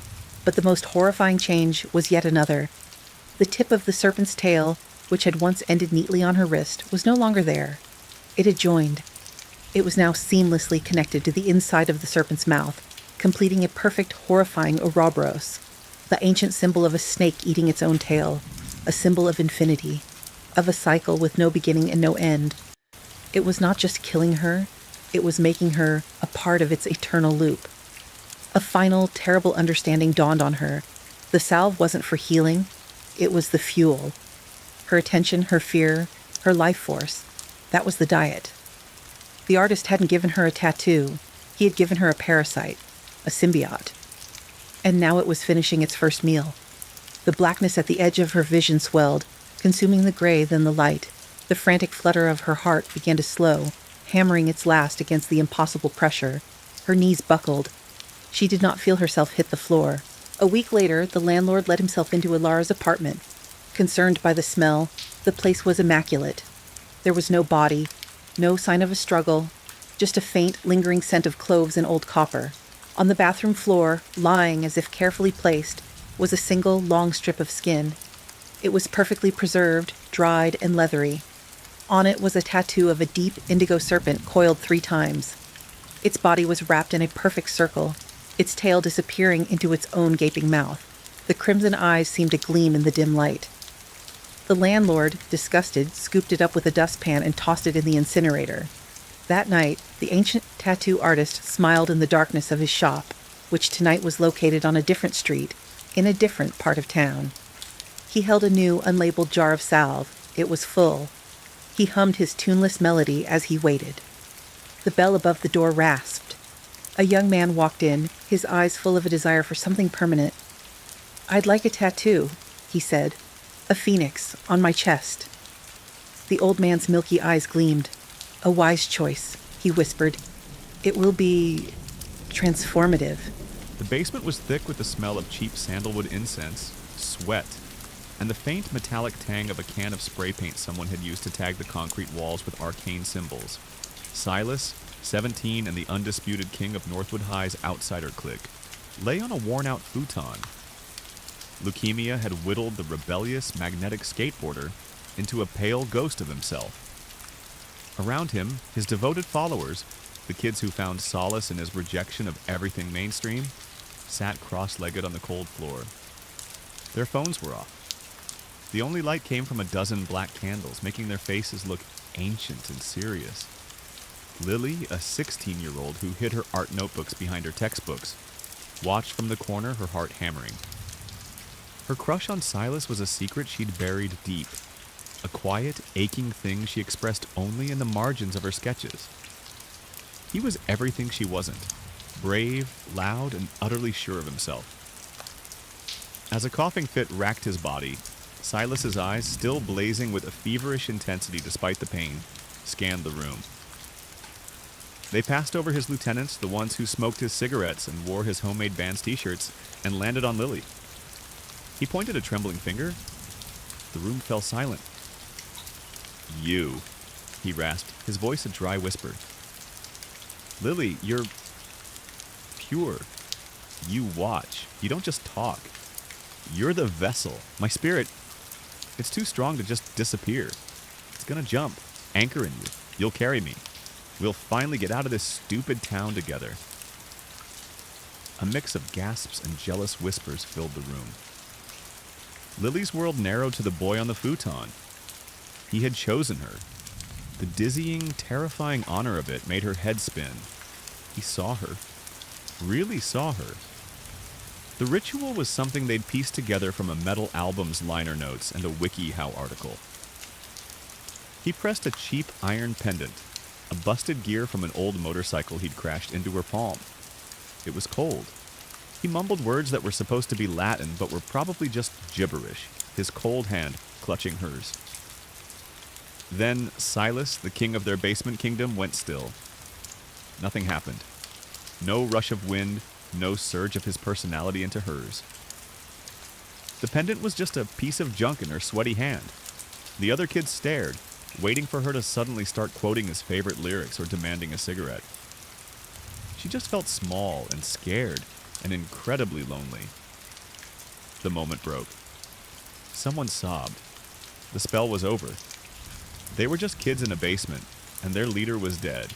The week after the funeral was a blur of bad cafeteria food and hushed conversations.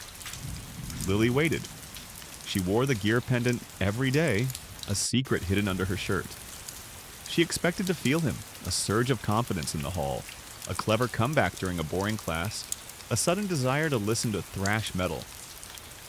But she just felt like Lily, more alone than ever.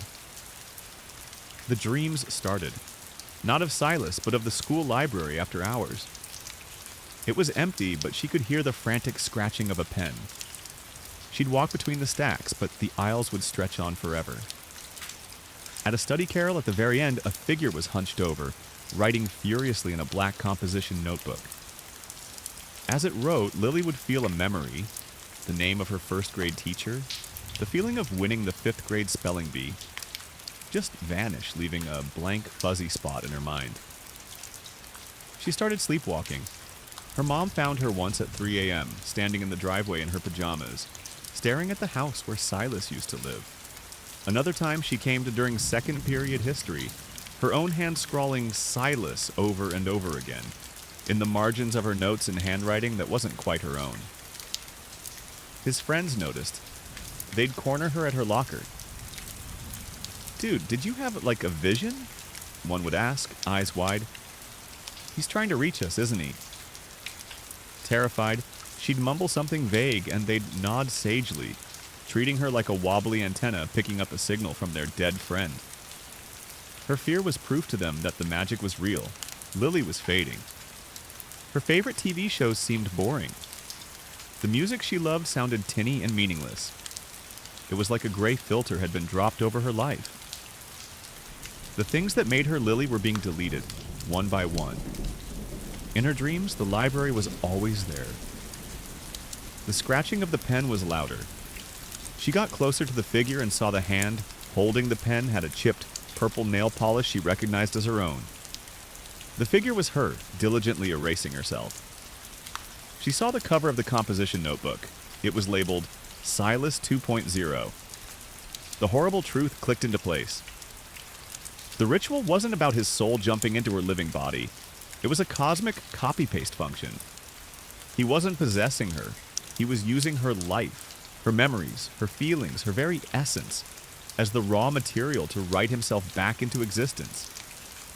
He was building a new Silas from the parts of her he was scrapping. She tried to throw the gear pendant into the river. She got as far as the bridge before a wave of nausea and vertigo so intense, she vomited over the railing, forced her back. An invisible leash woven from his will yanked her back toward school, toward his friends, toward the places he had known.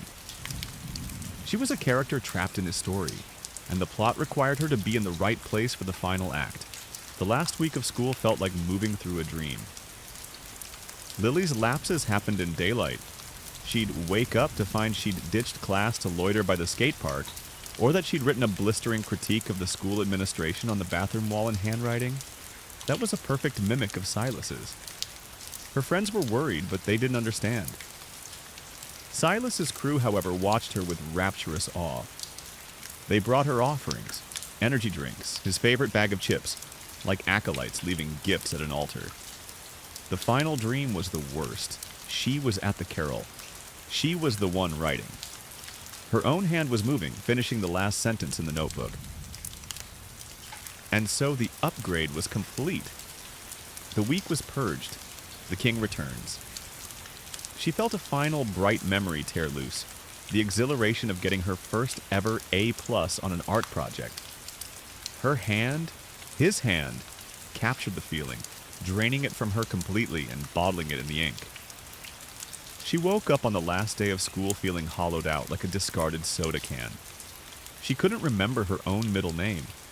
She looked at her parents and felt nothing but a vague familiarity. She didn't go to graduation. She walked, pulled by an unseen force, back to the basement where it had started. Silas's friends were already there, the candles lit. They didn't seem surprised to see her. They had a new futon. They guided her to it. She lay down, too empty to even be afraid. The chanting began, the same dumb chant from months ago. As her hearing faded, she saw the library one last time. The notebook was closed. Her story was over. Lily took one last shallow breath. Then she stopped. A moment passed. Then the body on the futon took a new breath. A deep, strong one. The eyes opened. They were no longer Lily's shy, artistic eyes. They were sharp, arrogant, and alive with a familiar mocking fire. A grin that everyone in the room knew spread across her. His face. "Whoa," one of the guys whispered, a tear of joy rolling down his cheek.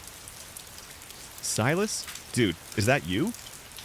The figure sat up, stretching, looking at its new hands with delight. "Yeah, man," the voice said, a strange blend of Lily's soft tone and Silas's signature swagger. "It's me. Now get me out of this basement. This town isn't going to terrorize itself." They helped him, her, up, a new prophet for their lost cause. As they led their reborn king upstairs into the sunlight, a single forgotten thought rattled in the deepest, darkest corner of the shared mind. A faint, fading scream that no one would ever hear. The flat, unending scrubland of the American Southwest was a study in beige and dust. The only sign of life for the last 45 minutes had been a single wheeling hawk and the shimmering heat devils that danced on the asphalt ahead.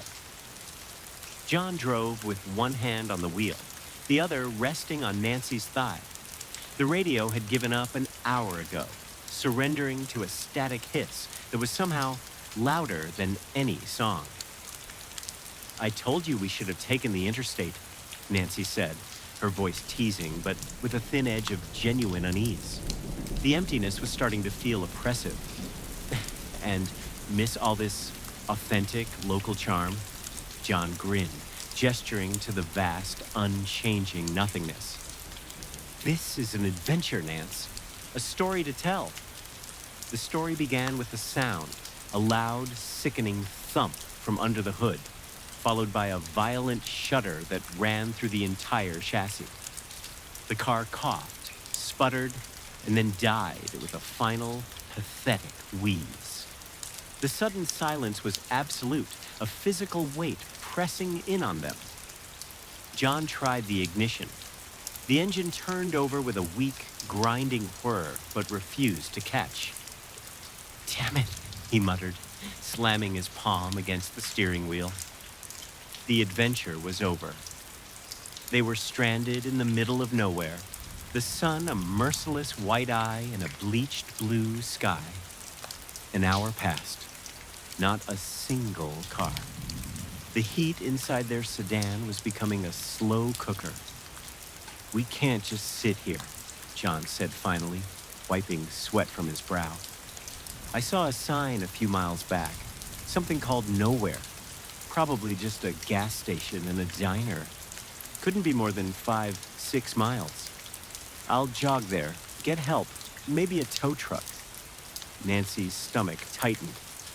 "Number John, don't leave me here. It's getting late." She gestured to the sun, which was already beginning its descent, painting the sky in tones of orange and purple. "It'll be faster than both of us going," he reasoned, already pulling on a baseball cap and grabbing a water bottle. "You'll be safe in the car. Lock the doors. I'll be back before you know it." He kissed her forehead, a quick, reassuring peck that did nothing to calm the dread coiling in her chest.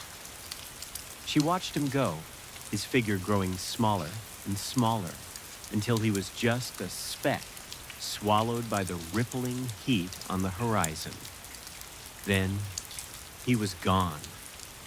The silence descended again, deeper and more profound than before. It was a listening silence. The first sign was a sound. A soft scuff on the hard-packed dirt just beyond the passenger side window. Nancy jumped, her heart leaping into her throat. She spun around, peering out into the scrub. Nothing. Just the endless, rolling brush and the skeletal shadows it cast in the late afternoon sun. Just an animal, she told herself. A rabbit, a coyote. A few minutes later, another sound. This one was closer. A deliberate tap, tap, tap on the roof of the car. She yelped, ducking instinctively. "John," she called out, her voice shaky. "That's not funny. Stop it." Silence. Then a low, soft chuckle. It seemed to come from everywhere and nowhere at once, carried on the hot wind. It sounded like John's laugh, but wrong. Flatter.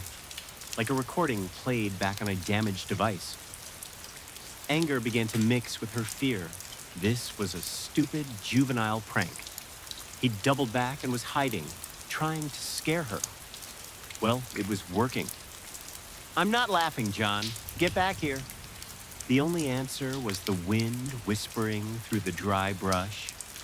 A tumbleweed rolled lazily across the road. A perfect cliché of desolation. The sun dipped lower, stretching the shadows into long, grasping fingers. The temperature began to drop rapidly. The feeling of being watched was now a constant, crawling sensation on the back of her neck. She kept scanning the landscape, her eyes straining against the gathering gloom. Was that a shape behind that mesquite tree? Just a trick of the light? Was that movement in the deepening purple of the arroyo? Just the wind? Tap, tap, tap. This time it was on the windshield, right in front of her face. She screamed, scrambling back across the gear shift into the driver's seat. There was nothing there. No smudge, no handprint. Nothing. The chuckle came again. Closer this time. It was right outside the window. This time, there was no trace of John in it. It was a dry, rasping sound, like stones grinding together. It was a sound that had never been human. This was no prank. A raw, primal terror seized her. She fumbled for her phone. No service, of course. She was alone.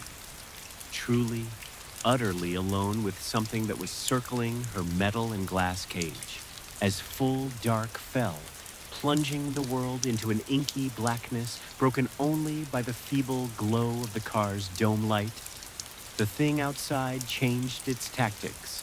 The tapping and laughing stopped. The new silence was worse. It was a waiting, predatory silence. Nancy sat frozen in the driver's seat, her knees pulled to her chest, her breath fogging the glass. She dared not make a sound. She dared not even blink.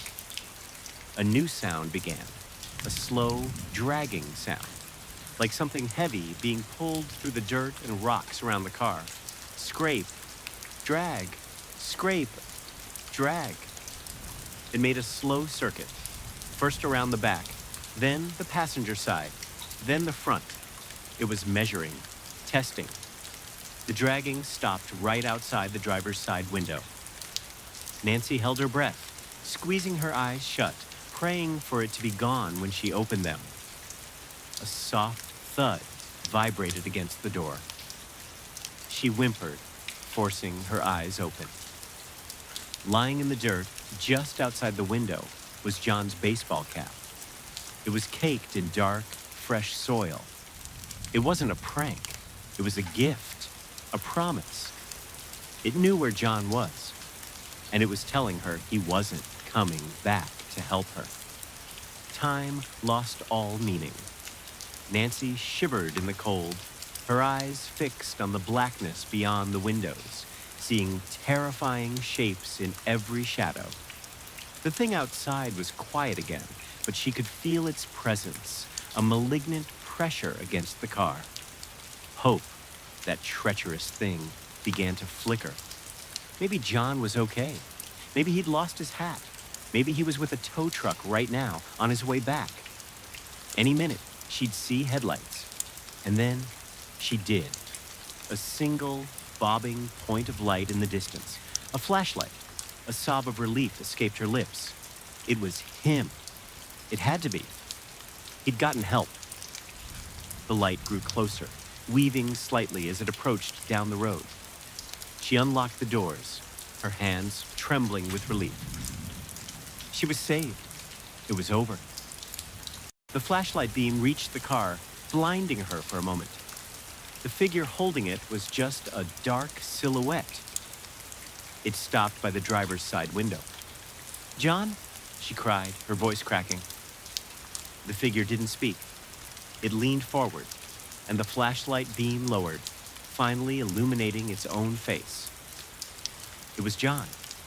His face was pale and smudged with dirt, his eyes wide with an emotion she couldn't place. Not fear, but a frantic, desperate urgency. He motioned wildly for her to unlock the door, to get out, to run. Confusion and renewed terror warred within her. Why wasn't he saying anything? Why did he look like that? He raised his fist and knocked on the glass. Tap, tap, tap. The sound was horrifyingly familiar. "John, what's wrong?" she screamed. And then it happened. A dark spray, black in the dim light, hit the window from the other side. John's eyes bulged. His mouth opened in a silent, agonized scream. His forehead slammed against the glass with a wet, terrible thud. Then his body slid down the side of the car, leaving a thick, dark streak on the window, and collapsed into a heap on the ground. The flashlight clattered to the asphalt and rolled away, its beam illuminating the dust motes dancing in the air above his still form. The thing had been standing behind him the whole time. Nancy sat in the frozen, suffocating silence, staring at the dark, still shape of her husband on the ground. The dome light of the car flickered once, then went out, plunging her into absolute darkness. From the passenger side, just inches from her ear, came a final, soft, intimate tap on the glass. She wasn't stranded anymore. She was prey